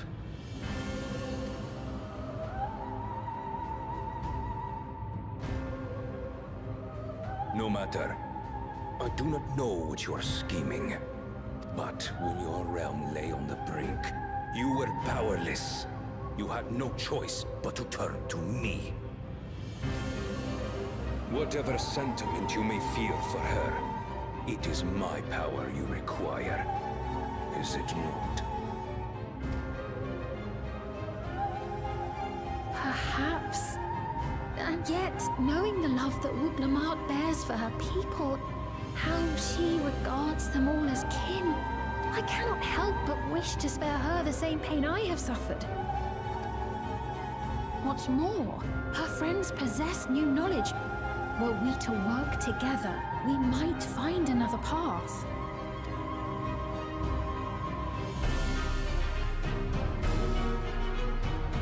I know you're loath to consider it, but is there no hope for peace with Tuliyollal? What we've already done may be unforgivable, but it needn't continue. You needn't kill your brother and sister. I slew my only flesh and blood. Yet you attempt to sway me with an appeal to family. The memory of my father's final moments still fills me with disappointment. Age came for him before I did. For long years, I sought to prove the miracle. And weak as he was, defeating him achieved nothing. To kill them is my only recourse. Wuklamat and Kona, who bested him as he was in his prime. They are still your siblings, even if not by blood. That such bonds should mean so little to you. I am bound to no one. Serve none save myself. I made that clear when first you spoke to me in the Golden City.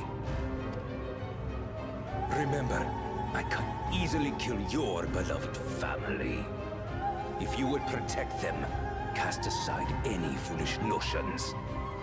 Your wisdom and abilities are valuable insofar as Argos align. So think well before you act, Queen of Reason.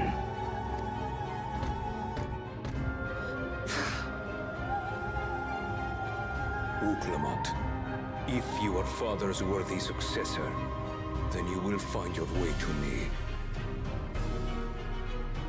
But should you fall short, I will lay waste to Tuli Yolal.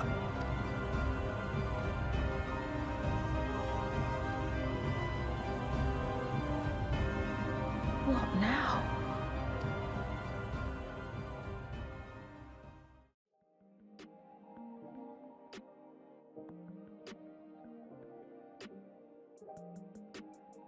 Kakiwa guides you into Solution 9, the largest district in the Everkeep. Here is where the Oblivion main headquarters is located. Your party is stunned by the sights that they're seeing. She describes the view as a shimmering city filled with technologies that cater to every conceivable need. But she believes seeing is believing and leaves your party to explore the city while she updates the Oblivion members that they have guests. Due to Ffxiv registering you as a guest, you should have no problem with security. Grahatia and Alize head off to explore together. Cryo goes on her own to ask the locals about her earring her family left her. Aaronville is skeptical about his mother, asking where she's at. She tells him she can't tell him yet for safety concerns and changes the subject, asking about his adventures. He casually mentions he found the City of Gold and walks away. Kakiwa is surprised and chases after her son. Wuklamat, feeling completely out of her depth, asks for you to explore with her. As the two of you take in the incredible sights, you eventually bump into Queen Ffxiv. She's happy you had no trouble getting into the tower, then lets you know she has a request. She wishes for you to make peace with Zoral Ja. Wuklamat, unsettled by her request, questions her motives. Ffxiv claims she doesn't want Wuklamat to do something she will regret, and that it would be dangerous to fight her brother as they lack regulators. Wuklamat tells her she asks the impossible, as Zoral Ja murdered their father and slaughtered their countrymen. As vow of resolve, it is up to her to stop him. Ffxiv understands her response, and she suggests to Wuklamat to return to Tuliolal and prepare for Zoral Ja's invasion. Wuklamat tells her she needn't worry, as she has dependable comrades manning the fort while they take care of matters in Alexandria. Ffxiv envies Wuklamat as she feels alone and trapped in the situation. Wuklamat then lets her know she wishes to learn more about her and her people, as she truly doesn't fully trust Ffxiv, and asks her to guide her around the city and teach her more. Ffxiv is flattered by Wuklamat's response and takes on her request wholeheartedly. Through the process of exploring Solution 9, you learn much about Alexandria's history and culture. Over 1,000 years ago, lightning energy began to swell in their world. Eventually, for half the year, severe thunderstorms ravaged the land. This trend continued as the people spent longer and longer underneath storm clouds. But one day, a material was discovered on their world that showed promise to save everyone: Electrope. This material can be seen all over Alexandria, from vending machines to flying airships. It has the ability to convert lightning energy into any other element. So the people on Ffxiv's world took advantage of the storms and made it a boon using Electrope. It was so useful that many nations became dependent on it, even though obtaining it in quantity was difficult. Eventually, nations resorted to taking Electrope from others, escalating the issue, as Electrope was used to invent new weapons and defenses for these nations. Before long, the entire world was at war, known as the Storm Surge. Alexandria's neighbor, Lindblum, committed all their stores of Electrope in creating a new weapon of mass destruction, causing the calamity that destroyed much of their world. The people of Alexandria lost much in the destruction and bore scars from those they lost too soon. In an attempt to stifle the fear of death, Alexandrian scientists turned to Electrope once again and developed the means to preserve memory and soul, creating the belief among its people that physical death is not the end. So long as their memories endure, they may live on. Ffxiv agrees that the people have become accustomed to spare souls. Without them, they feel vulnerable and anxious. Wuklamat asks hypothetically if there would be any way to do away with this spare soul system. Ffxiv sighs deeply and says, No. Wuklamot understands it's hard to change their ways, just like the Mamul Jaw and the use of blessed siblings. But if Zoral Jaw is defeated, Ffxiv would be able to make all the decisions. Then the two nations can work together to restore Alexandria to its former self before the storm surge, thus lessening the reliance on spare souls. Ffxiv takes in Wuklamot's offer, then looks to the ground. She then changes her expression and says there's something she needs to tell you both. You're curious what she has to say, but Ffxiv notices that they're being watched again and plays it off as if it's nothing important. She then says it was very lovely to show you both around. Wuklamot promises Ffxiv to show her around Tuliolal once Zoral Jaw is dealt with. The queen says she would like that very much, and the two of you head out. Ffxiv looks torn as the two of you leave and asks for forgiveness, as she will have to disappoint you. Once you're done with the queen, you and Wuklamot decide to head to the east side of Solution 9 to meet up with Kakiwa. She promised to have someone show you the way to the base from there. When you arrive, you don't see any of your companions around, but you both notice a small blue-scaled Mamul Jaw spying on you. The child flees at the sight of you both and runs off. Wuklamot notices something immediately: the child's resemblance to Zoral Jaw, as Zoral Jaw is the only blue-scaled Hubigo Mamul Jaw. Believing such a small child shouldn't be running around alone, you both decide to follow him. You follow behind only to bump into the child again.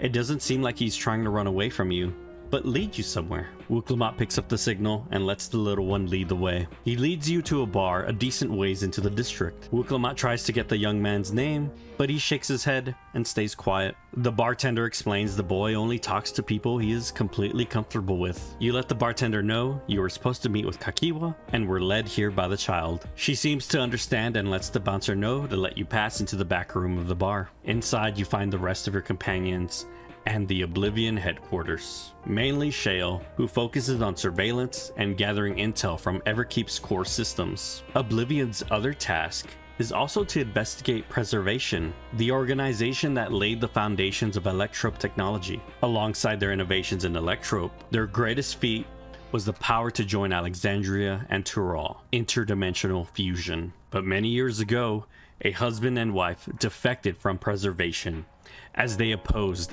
the fusion of worlds. These two members are the original founders of Oblivion. While discussing, Shale mentions Krau's earring. During their scans, they notice a trace amounts of Electrope in the earring. It is a data storage device. Krau then explains her origins to the members of Oblivion. Kakiwa believes, with the information they have so far, that Krau's parents were the founders of Oblivion, or at least closely related. The founders were branded traitors to Preservation and were pursued endlessly. She believes if they did have a child, entrusting them to people from another world might have been their only real option. Krau wishes to learn more about her possible parents, but Kakiwa explains that in order to hide from Preservation, the founders erased all traces of themselves. She then welcomes Krau to peruse the data they have gathered so far on Preservation and interdimensional fusion. Grahatia joins her, as his expertise may be helpful. As the students of Baldessian go over the data, Wuklamot asks about the Mamul Jaw child. Kakiwa believes he is Zoral Jaw's son as well. She explains that he was abandoned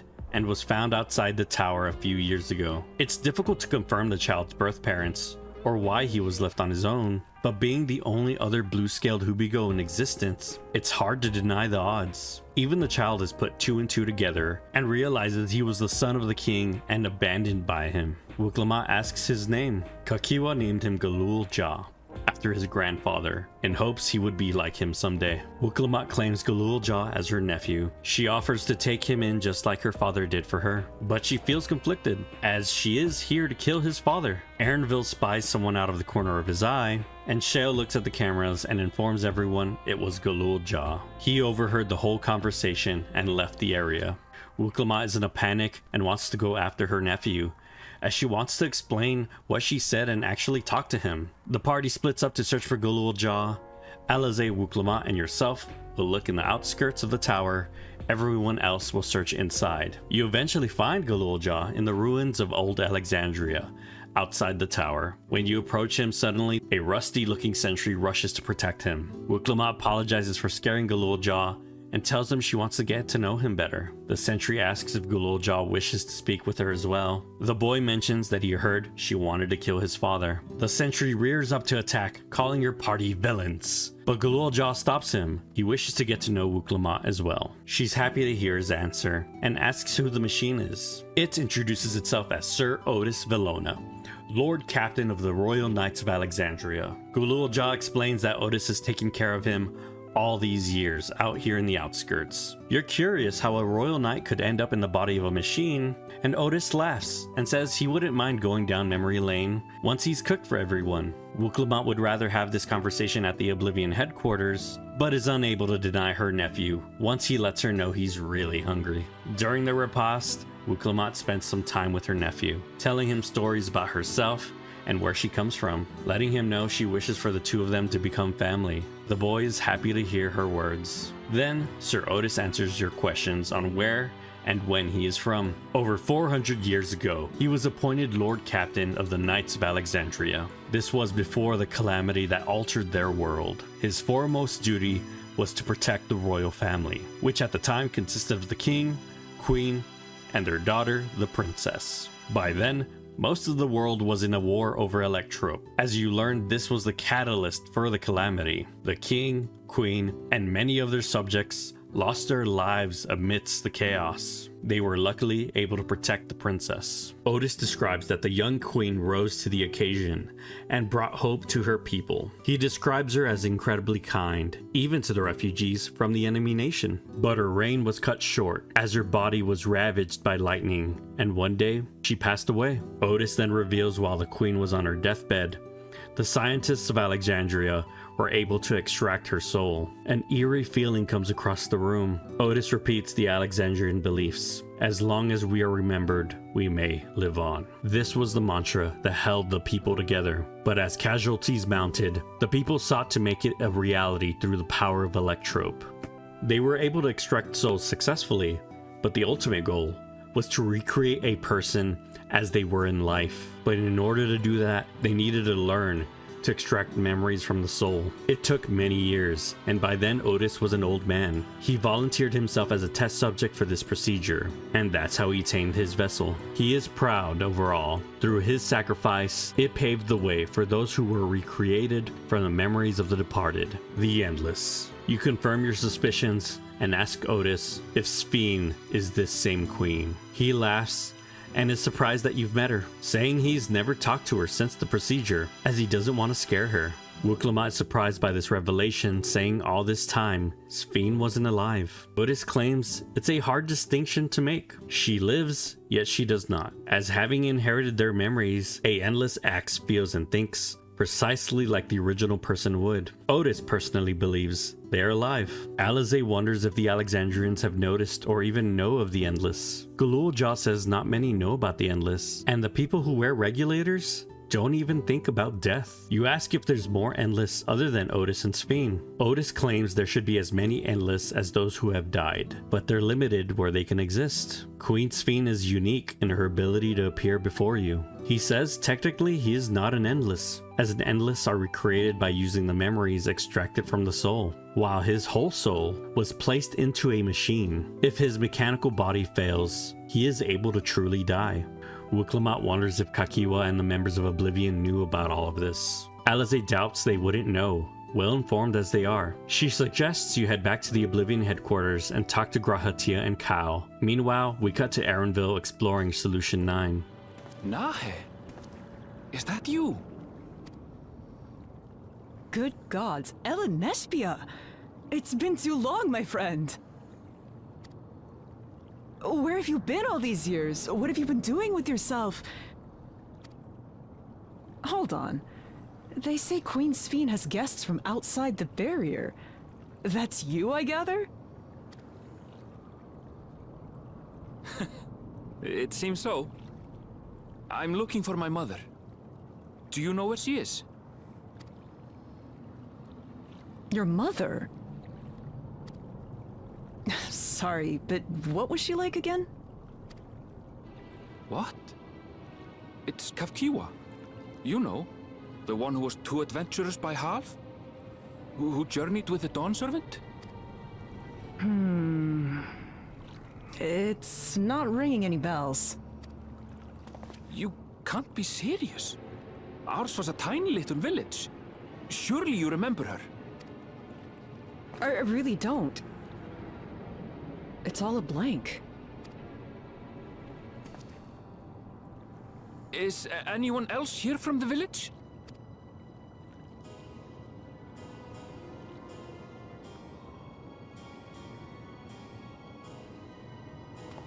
Hey!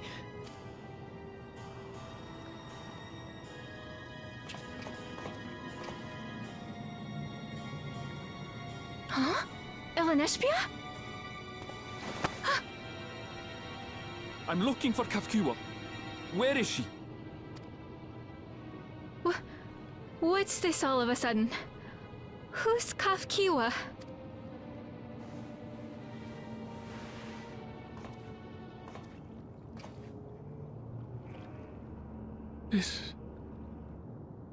This cannot be.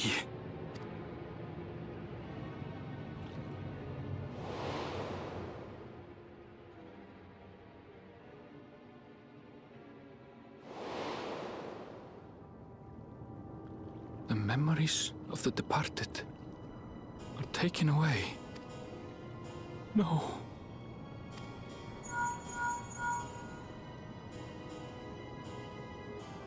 Espia, where are you?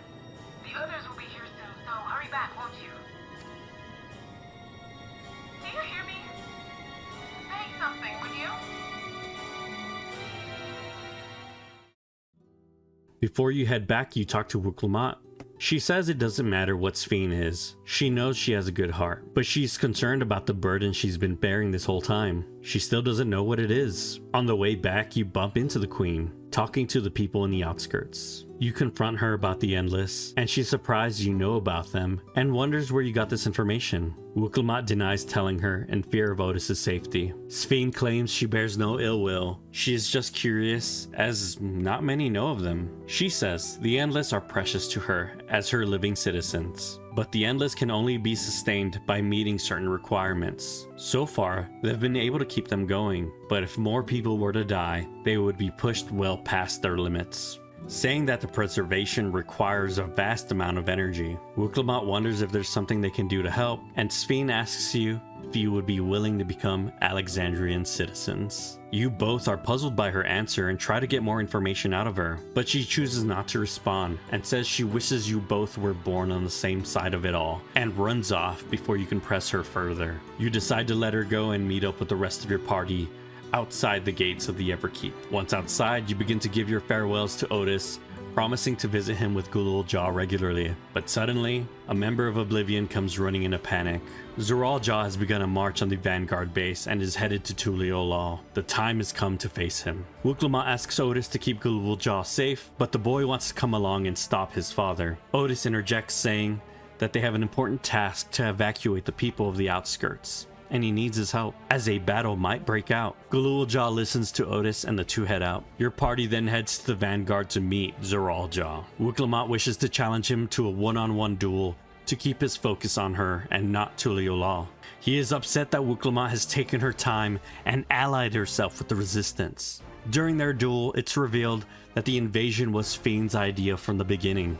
She wishes to harvest all life outside the barrier, which is why Zoral Jah allied himself with her. Wuklamot believes her brother is lying, but Ffxiv arrives and confirms he is telling the truth. Wuklamot asks if everything was a lie, even the love she bore for her people.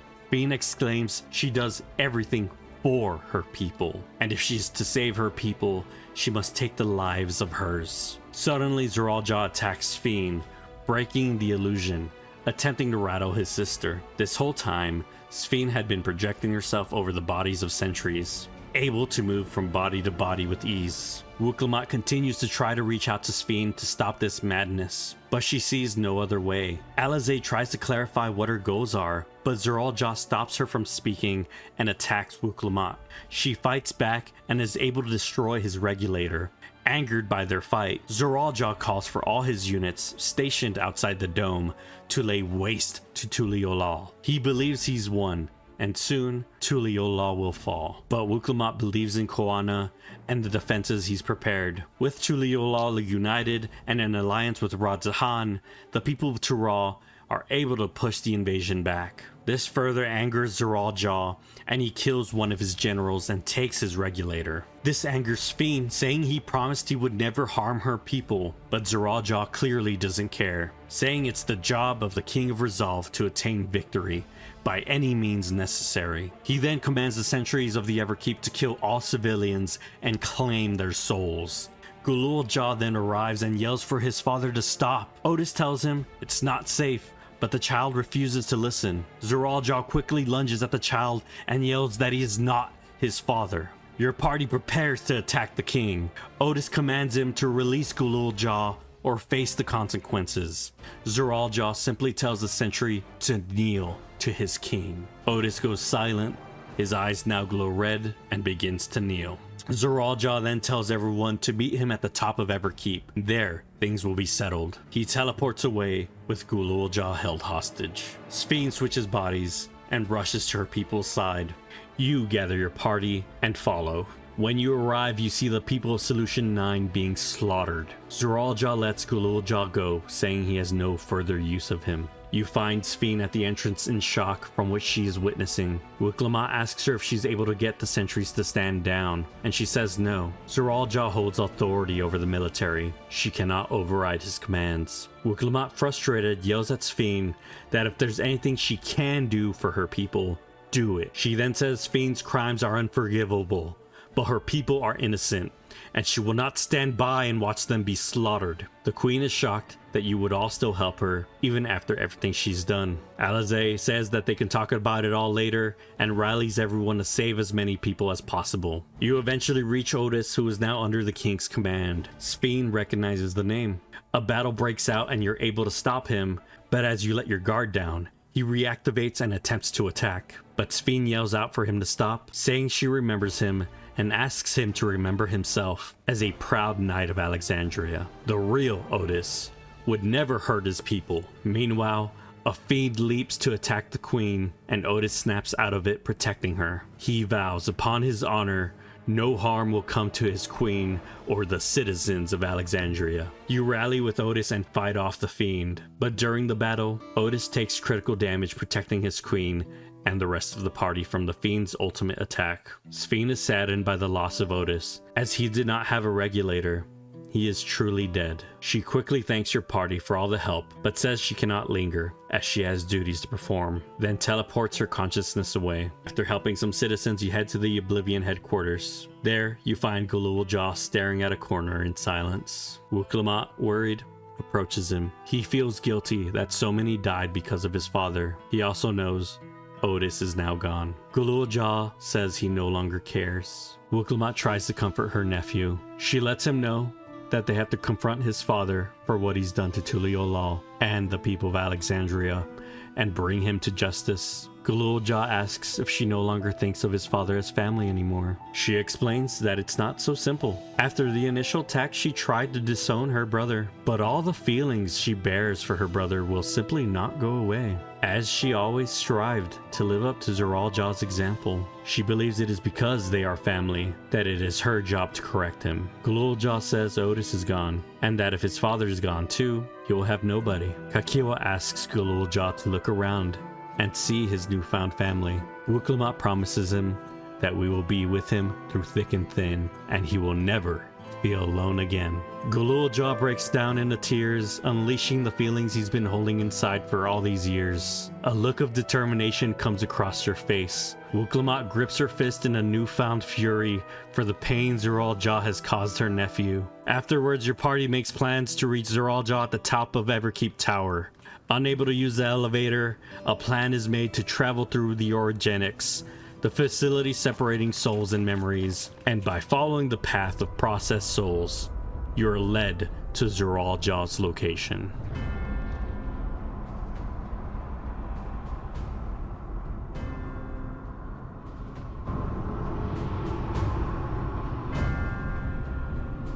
What in the world is that?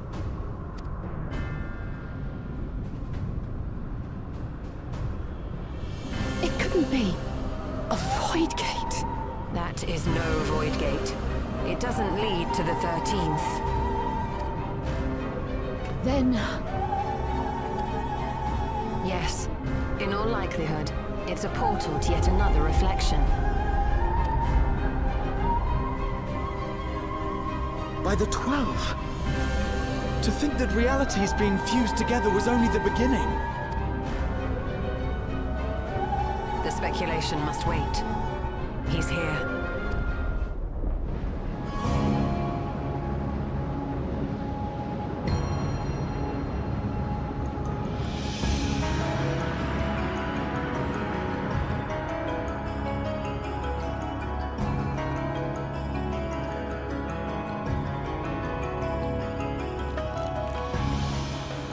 There is a limit to how much ether a living being can harbor while retaining its physical form. Zoralja has far exceeded that limit. With the souls he has absorbed, he has attained power to rival even a king among Voidsent, but at a terrible cost. 12 have mercy. Brother! It ends here and now.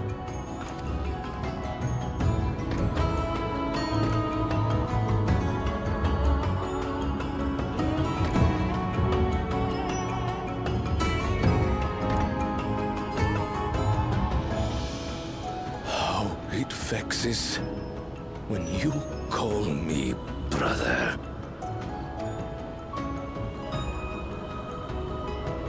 Brother, blood heir, resilient son. Who am I? What is my path? Why was I born?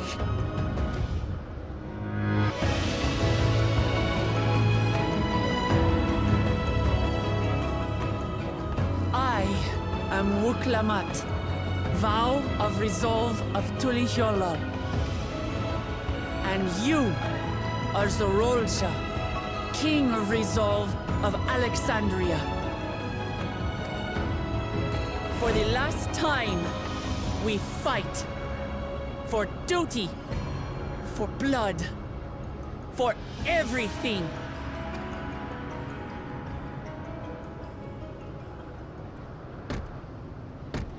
Yes, we fight. Hold nothing back. This multitude of souls I shall burn to the last mote. I will kill you and prove the miracle. I will prove that I am Father's true successor.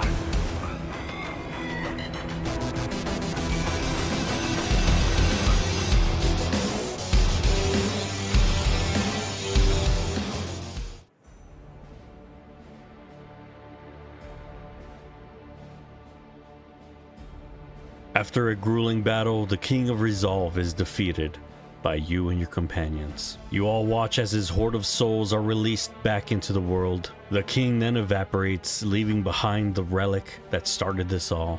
Y'shtola looks up, noticing the gate to the reflection above is still not closing. This isn't over. Queen Ffxiv then arrives and walks in front of your group. She thanks you for saving her people and defeating the Mad King. She then apologizes for what she's done to the people of Tuliyola. Wuklama accepts her apology, but she doesn't forgive her, as striking down Ffxiv would only trigger further bloodshed. She wants Ffxiv to work with her and move forward, to find a way that both Tuliyola and Alexandria can coexist. But Ffxiv says it's too late. She cannot fail her people. She still needs more souls. Wuklamat is saddened by her response, and Alizé tries to reason with the queen, saying it's wrong to sacrifice the people of Tuliyola for her dead. But Ffxiv argues that Alizé only believes that because she does not know her people.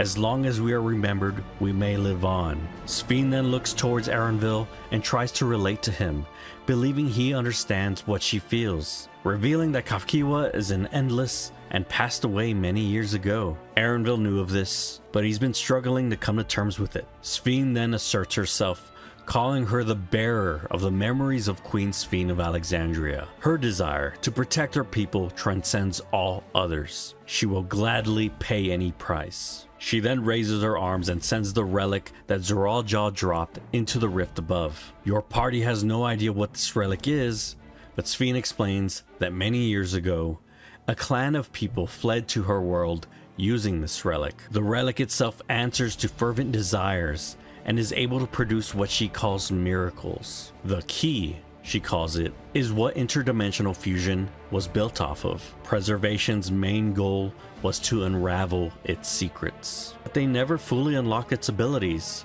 but they learned enough for what Ffxiv requires. Wuk-Lamat asks what Ffxiv needs this key for, and she replies that for hundreds of years, she sought a way to save her people. Her kindness did nothing to help them, so she plans to fight herself using the relic, saying she's willing to become history's most brutal queen if it means saving her people.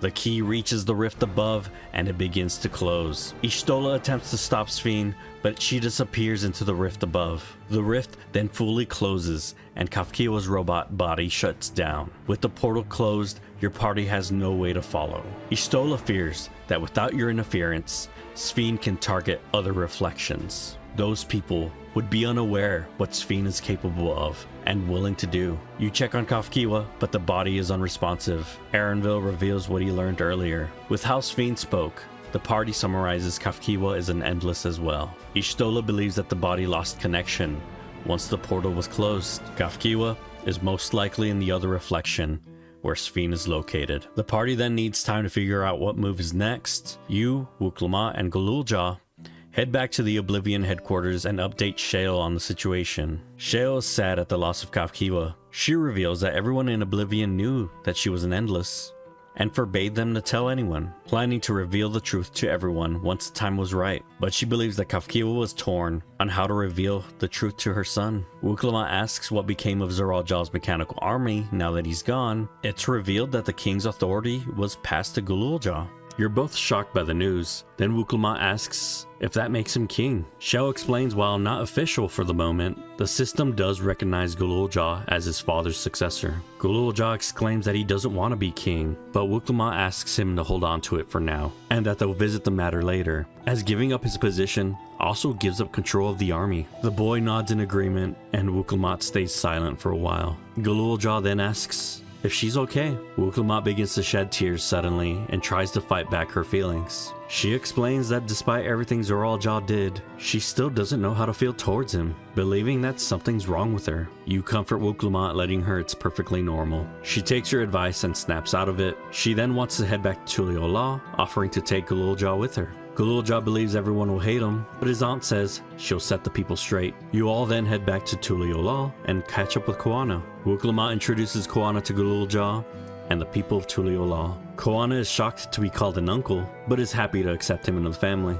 Wuk-Lamat then speaks to the people of Tuliyollal, promising to explain everything later, but she makes it clear that Galulja is not responsible for his father's crimes, and that he should be treated like any other child. The people agree and cast aside their doubts towards Galulja. Afterwards, Koana wishes to talk and get a summary of what happened in the dome. You walk through Tuliyollal and tell Koana what's happened so far. He apologizes to his sister for making her carry this burden on her own. She tells him that it's fine, as it was her duty as vow of resolve. But she also thanks Koana for his ingenious defense of the city and keeping her people safe. Koana gives credit to Alphino and Estinian for all their help. The alliance with Radzat Han was crucial, and Tuliyollal is in their debt. Wuk-Lamat agrees and says that they should thank Vitra in person once matters are settled. She wants to find Ffxiv and stop her, realizing just because Tuliyollal is now safe, she can't just ignore what becomes of Alexandria. Believing that the best way she can help them is by stopping Ffxiv from walking down her path. While with Koana, you get a call to meet the others in the palace. They reveal that they found out where Ffxiv went and how to follow her. Ffxiv retreated back to her world and closed the gate behind her. The only way your party believes you can get to her is by using the gate to the Golden City inside the Sky Deep Cenote, as all clues point towards it leading back to the Alexandrian homeworld. The gate's been locked for decades, but it's revealed that Kryl's earring contains codes to unlocking the gate. When you arrive, Kryl attempts to open the gate, but it's to no avail. Xiao believes a higher authority is needed, and then Kryl hands the earring to Gululja, and he is successful in opening it. You gather your friends and head through the gates to the Golden City.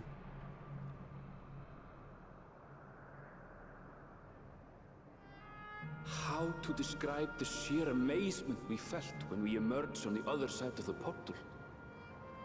I fear words do not do it justice. Before us was a vibrant world where the memories of the departed abided and reveled in bygone days. Living memory, or so the Endless called it. How they laughed and smiled as they reminisced upon unfulfilled dreams, alive in all perceivable ways, yet knowing no loss.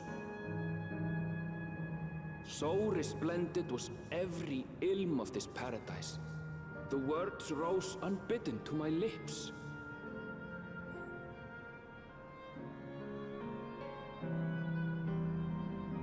All this time, it was here, the city of gold.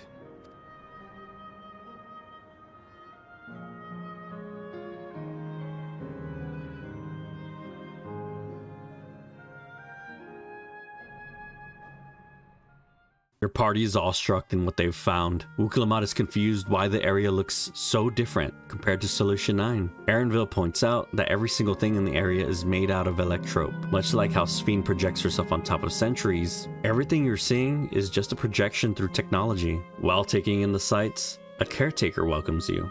Constancy is his name, and it seems as though he's mistaking you for New Endless. Wuklamat gives you the signal to play along and pretend to be newly recreated. Kryl notices the particular way this place looks and asks Constancy for more information. He describes Living Memory as a recreational attraction, a city divided into 4 sections, each focused on capturing scenery from the world of the past. Many years prior, this place was used by the living, but it was eventually converted as a haven for the Endless. Wuklamat then mentions to him that she wishes to talk to Queen Ffxiv. Constancy suggests heading to the large central statue. There, you can summon the Queen. Once your party arrives, Wuklamat calls out to Ffxiv. That you should come here. I haven't known you long, Ffxiv, but I know you have a good heart. Your love for your people is proof of this. I can't let you do what you're trying to do. And deep down, I don't think you want to do it either. I want a world without suffering. A world where nothing is lost. Would that such a place existed. But the Endless only grow in number, and ever more life forces needed to sustain them. Within the barrier, we have managed to curb the cycle of rebirth these few hundred years. But we've reached the limit. That is why I looked to interdimensional fusion, to harvest what we needed from your world.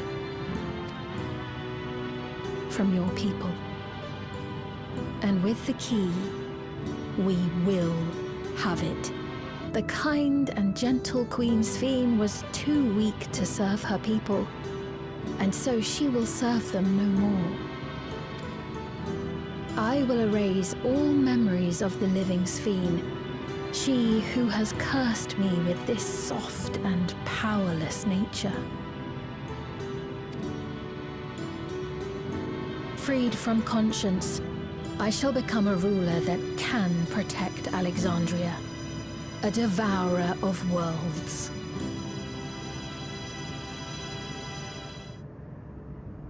I'm afraid we're out of time.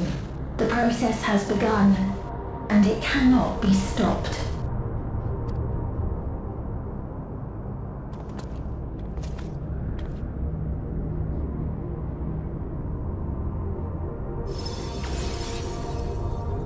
Mesoterminal memory deletion in progress. Meso-terminal, memory deletion in progress. Upon completion, interdimensional fusion will commence.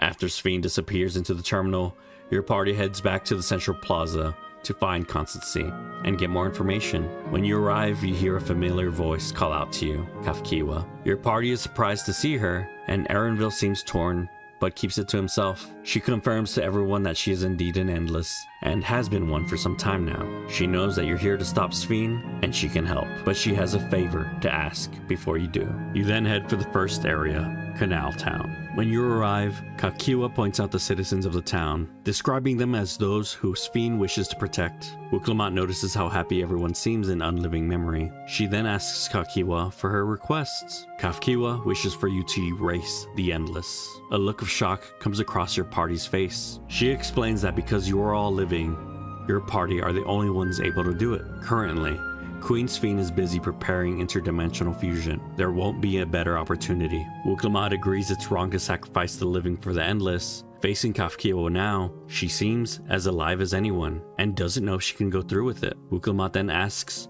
what she means by erasing the Endless. She explains that each area of the park has a data storage terminal that keeps all memories of the Endless. Shutting down the terminal will make the Endless created, and all the memories stored disappear. Erenville asks why this has to be done now. Ffxiv then explains that Ffxiv's memories are located in the central terminal, called the Meso-terminal. Usually the terminal's defenses are extremely tight, but she learned it has moments of vulnerability. For example, when it finishes calculations. While you wait for an opening, Ffxiv wants you to erase the Endless. Once they're gone, Ffxiv will have little reason to plunder Aether from other worlds. It will also cause Ffxiv to accelerate her timetable in order to save as many Endless as possible, as currently, the Meso-terminal is gathering massive amounts of energy and running calculations. It's not able to stop easily. Krau understands that it would eventually have to come to this, but even the thought of erasing all the Endless unsettles her. Ffxiv asks your party to not feel any guilt. No matter how real she and others seem, they are facsimiles, crafted from memories. She wishes to be erased before more people come to harm. Ffxiv then asks your party to give Ffxiv a measure of understanding, as she did not ask to become an Endless. That was Preservation's doing. The Queen is powerless to resist her purpose, as her primary directive is to preserve the Endless. It's impossible to tell if the true Queen Ffxiv would have gone down this path, but the truth is, Preservation is now gone and left their created queen to walk alone. She asks for you all not to think that you're stopping a ruthless villain, but relieving a troubled soul of her burden. Wuklamot understands Ffxiv's request, but she wishes to get to know the Endless before she erases them, as she wants to understand what Ffxiv has fought so desperately for. Ffxiv smiles, saying Wuklamot truly is Galul Jaja's daughter, and that it should be fine, so long as that we learn as we proceed to the terminals. Everyone is of the same mind and agrees to the plan. As you explore Canal Town, you meet many different types of people. They all seem to understand there is a shortage of Aether, and the fact that they've even had a second chance at life so far is a blessing. Some even mending past relationships or reconnecting with lost loved ones. The food, taking on the most delicious aspects of their memories, but for the living, it tastes like nothing. Their forms represent their happiest time in their life. You spend some time with Grahatia and he reflects on those he was unable to save on the first, and wishes to see again, even for just one more day. He wonders what the Exarch would have done if he had a place like living memory at his disposal. Then on the way to the terminal, your party bumps into the Endless of Namika. Just look at you, my Wuklamot. Stronger and more assured than I've ever seen. Such hazards you must have braved and hardships endured to come so far. It was tough, but I made it thanks to my friends.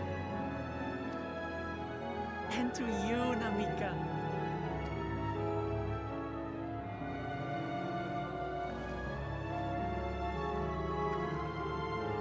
I'm the person I am now because you always believed in me.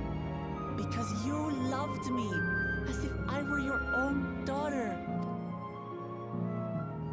Thank you. Thank you. You're everything I could have asked for. The best mother.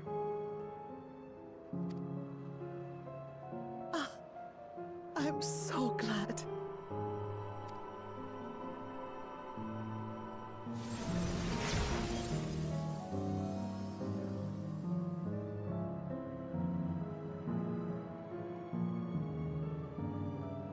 Looking back, I've had a blessed life. And it was because I was a part of yours. When I lost my child to illness, I thought I'd never know happiness again. But it rekindled in my breast the instant you smiled your little smile at me. You became my purpose, my joy.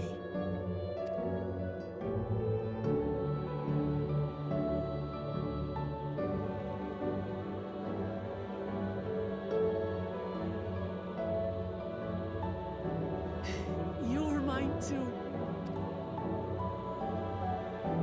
To have this chance to speak with you again and leave nothing unsaid. I know not how or why, but I am grateful. So grateful. Where you must go, I cannot follow. But know that I'll always be with you. Take care of yourself. Promise me. I will. Mama. I will.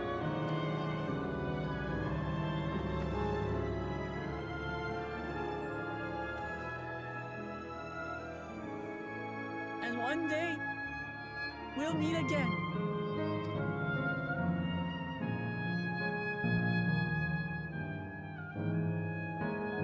I understand why Ffxiv cannot bear to let them go. But as painful as it is to part, we're meant to live and die. To let go and let others carry on in our stead. We can't cling to everything forever. After their reunion, you head to the terminal and shut it down. The Endless and the surrounding environment disappear into a golden light, and the once beautiful and bustling canal town is overcome with a dead silence, leaving a barren land of black electrope. Ffxiv understands this is hard for all of you and tries to lighten the guilt you feel, again stating that they're just facsimiles and truly not living.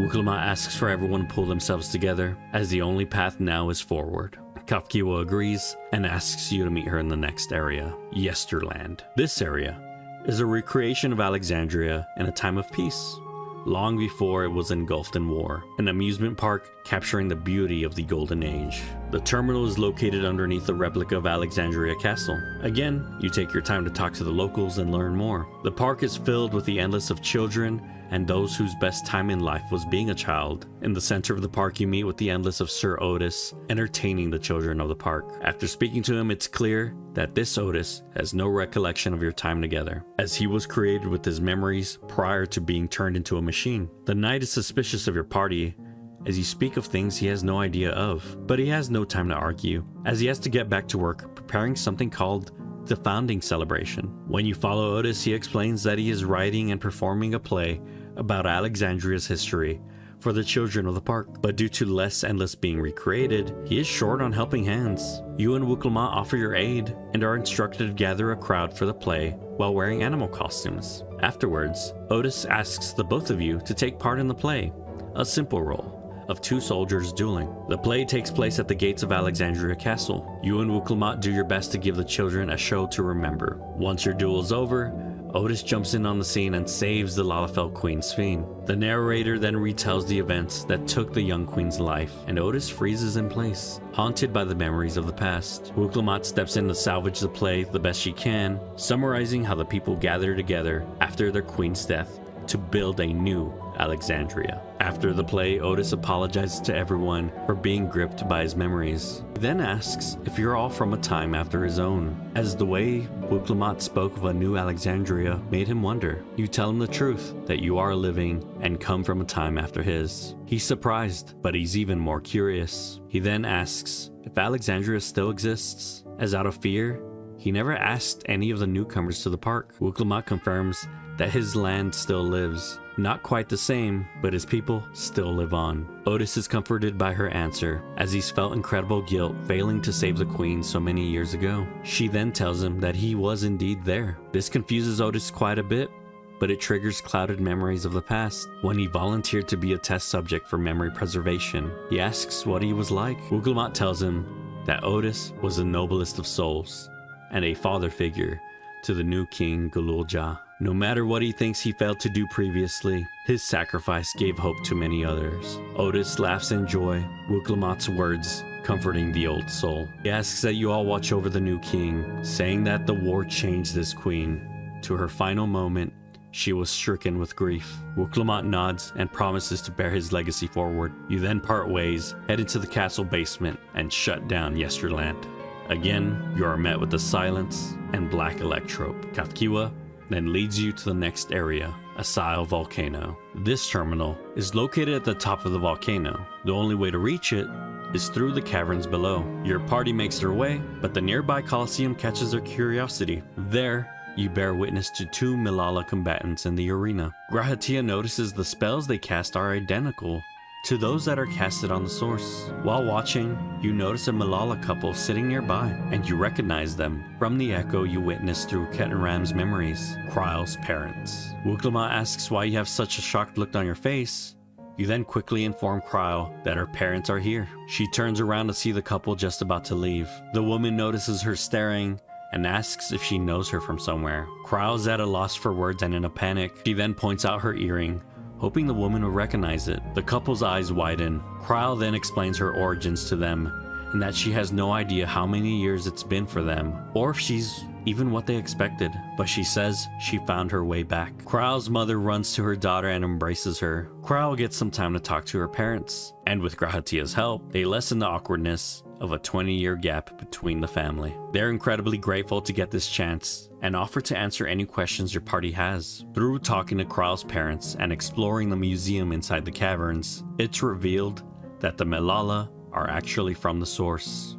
Many years ago, during the Calamity of Ice, the Lalafels of the South Sea Isles used an ancient relic to travel to another world. This led them to the world of the Alexandrians. Then, this relic was safeguarded by the Malala people for generations, until the Calamity of Lightning came. Kryle's parents attempted to unlock its power to again escape into another world, but they had no success, until Preservation came along and offered their aid. But once the couple found out their plan to plunder other worlds of their aether, they defected, leading to the creation of Oblivion and entrusting Kryle to Galef on the source. Kryle's father explains that no one knows where the relic came from or who imbued it with its power, but by augmenting it with Electrope, Preservation was capable of unlocking some of it. Kryle then has one final question for her parents. The earring. Why did you leave it with me?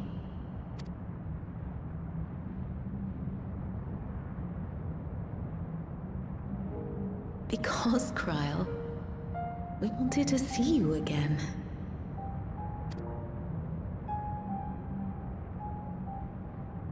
This may seem self-serving, but we wanted to leave a trace of ourselves with you. A hint to guide you to us, so that we could live in hope. We've dreamed of this day for so long, but now that it's become reality, we wonder if we deserve to enjoy it. We wanted naught but the best for you, yet we've always wondered how much you might have suffered in our absence.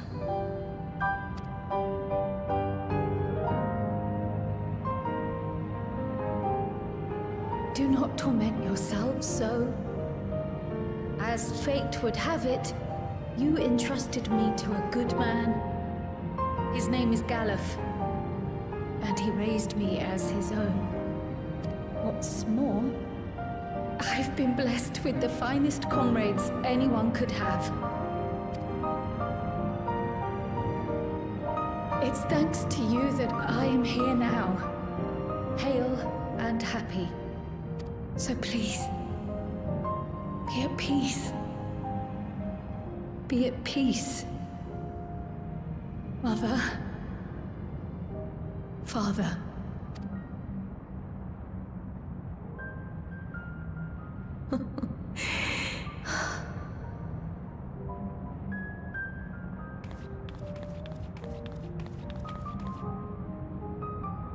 You already have a beautiful name, but if we might call you by the one we gave you? Maya. Our dearest Maya. We love you more than life itself.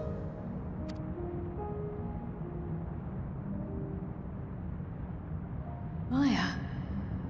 My name... My name is Maya. Taking on her birth name, Kryl Maya Baldessian walks forward to shut down the terminal, grateful that she mustered up the courage to join you on this adventure. Thankful for your trust and for walking with her all this way. Next, your party heads to the final area where Ffxiw's memories are stored, Windspath Gardens. Ffxiw asks you all to meet her there, as she has an idea. Your party can tell Erenville is still coming to terms with the loss of his mother, meeting her endless, and having to personally shut down her terminal, only complicating his feelings further. When you arrive, Ffxiw says before she died, she had 2 wishes. One is to see the man her son would become. She feels satisfied in that wish, seeing her once reclusive son surrounded by friends. Her second wish was to see all manner of nature she had never seen before, but sadly, she never left Tural. So to try to end on a happy note, she wishes to spend her last moments exploring Windspath Gardens, learning of the flora and fauna in the area. After exploring the area and fulfilling Ffxiw's wish, you head to the final terminal. This is as far as I can go. As for the rest... Just stop. You're doing it again. Deciding everything by yourself, and then disappearing. Eleneshpia, you're my pupil, so you ought to understand. Everything that lives must one day die, and that which has died isn't meant to return. This is the way of nature. Mine is an unnatural existence, and I've suffered it only because I had to unmake this twisted mausoleum. But now that brave souls have appeared to whom I might entrust my mission, I may finally embrace the end. Can't you be happy for me? How could I be happy?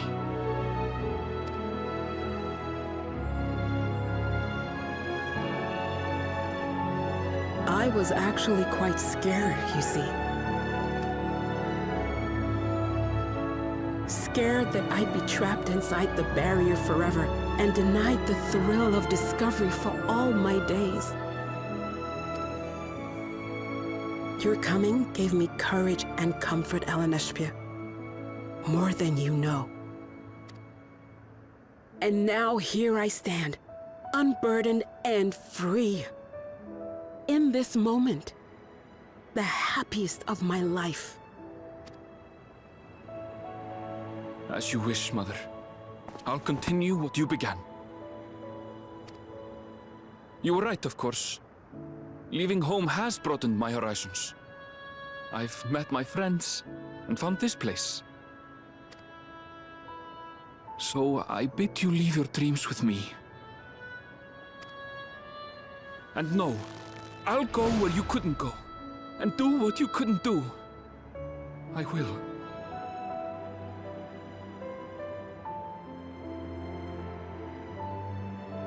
Now, run along. And never forget that you're my pride and joy. I trust you all can handle the rest. Take care, and farewell. After a tearful goodbye, Erenville shuts down the final terminal. Moments after the deed is done, The Meso Terminal has finished its calculations. The time to strike is now. Your party rallies, now understanding the burden Sphene bears, and you all resolve to stop her from walking this misguided path. By sending your souls into the Meso Terminal using Ffxiv program, you battle your way through a recreation of old Alexandria, eventually breaking your way into Sphene's location. When you arrive, Wuklamot tries to reach out to Sphene one last time, but is unsuccessful, as her memories have all been deleted, leaving behind the Queen Eternal. The machine banishes the rest of your party, focusing on you alone, as it's identified you as the greatest threat. You recall your interactions with the Queen, and remember her request to help if things take a turn for the worst. You resolve to end this madness once and for all. The Queen Eternal calls upon the relic and channels its power.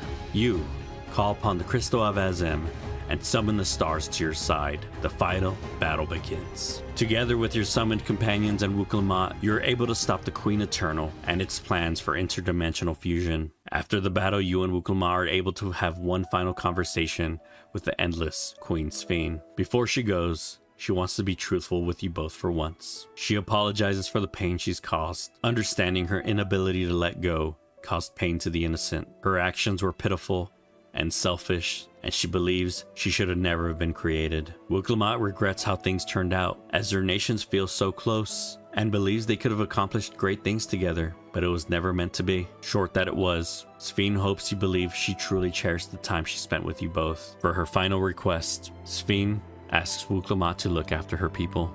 Wuklamot vows to look after them and to never forget the endless or the time she spent with Sphene. She asks Sphene to leave behind her burdens and finally take her long-deserved rest. The Queen then thanks you both, and for her final action, she hands you the relic that started this all, then sends you on your way, saying goodbye to her nation of Alexandria, then fading away as the Meso Terminal shuts down.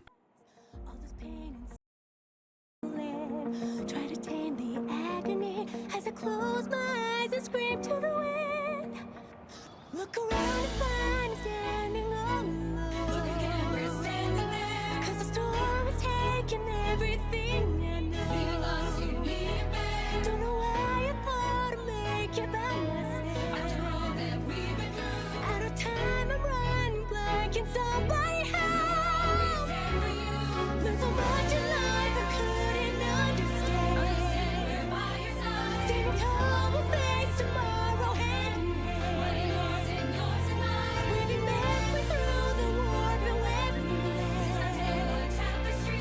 Never losing sight of everywhere that we It remains to be seen how interdimensional fusion may have affected other reflections.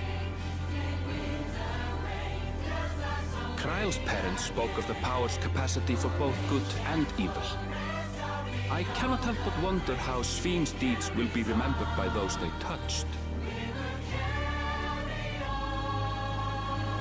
The key that started it all was entrusted to the adventurer.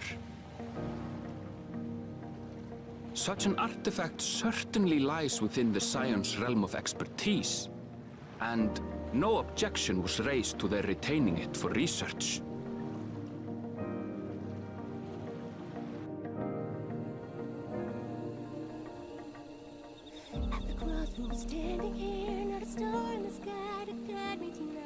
By order of Vau Kona, the Sky Deep Cenote was placed under strict watch of the Landsguard.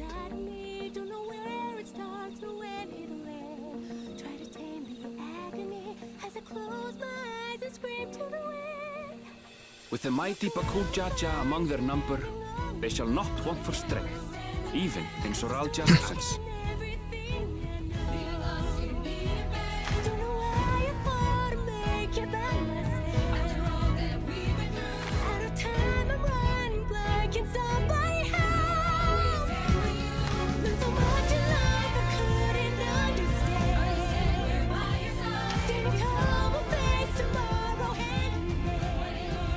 Upon learning of their queen's passing, the people of Alexandria mourned and wept. Having devoted herself to sparing them sorrow, the sight might well have moved Sphene to tears. However, with Wuklamot carrying on her legacy, I have faith that her subjects will know joy once more.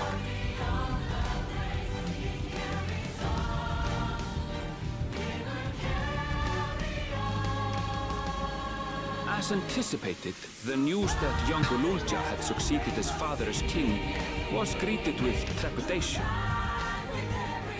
Reception was also mixed when Wuklama came forward to name herself as the boy's guardian.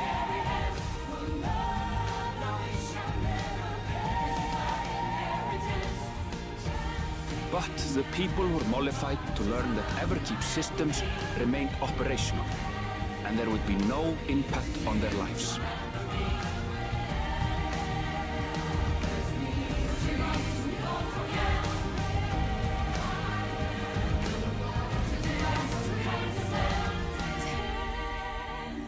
One day, when he is older, Gululja will decide for himself what manner of ruler he will be.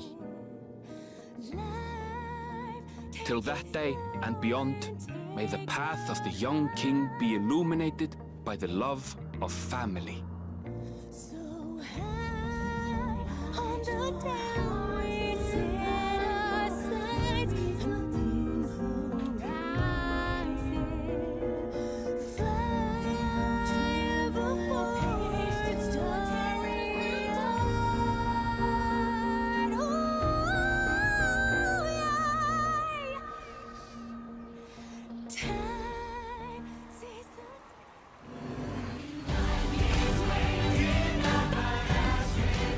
Meanwhile, in Tuliyola, the people came together to hail their new Dawn servants' great victory.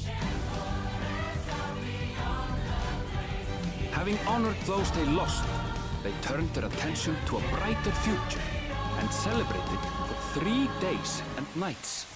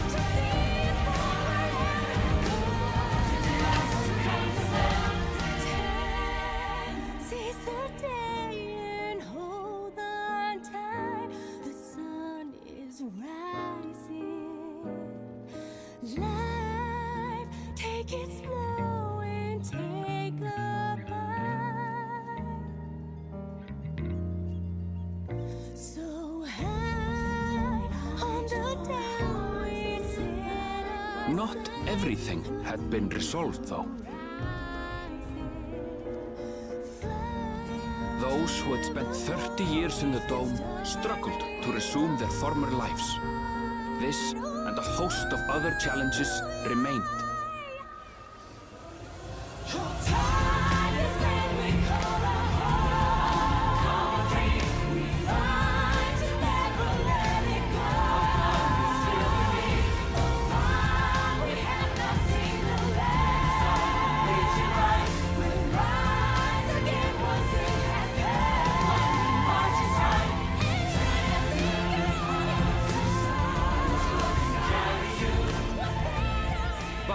As the new Dawn servants continue to lead with strength and wisdom, the people may be assured that peace will endure.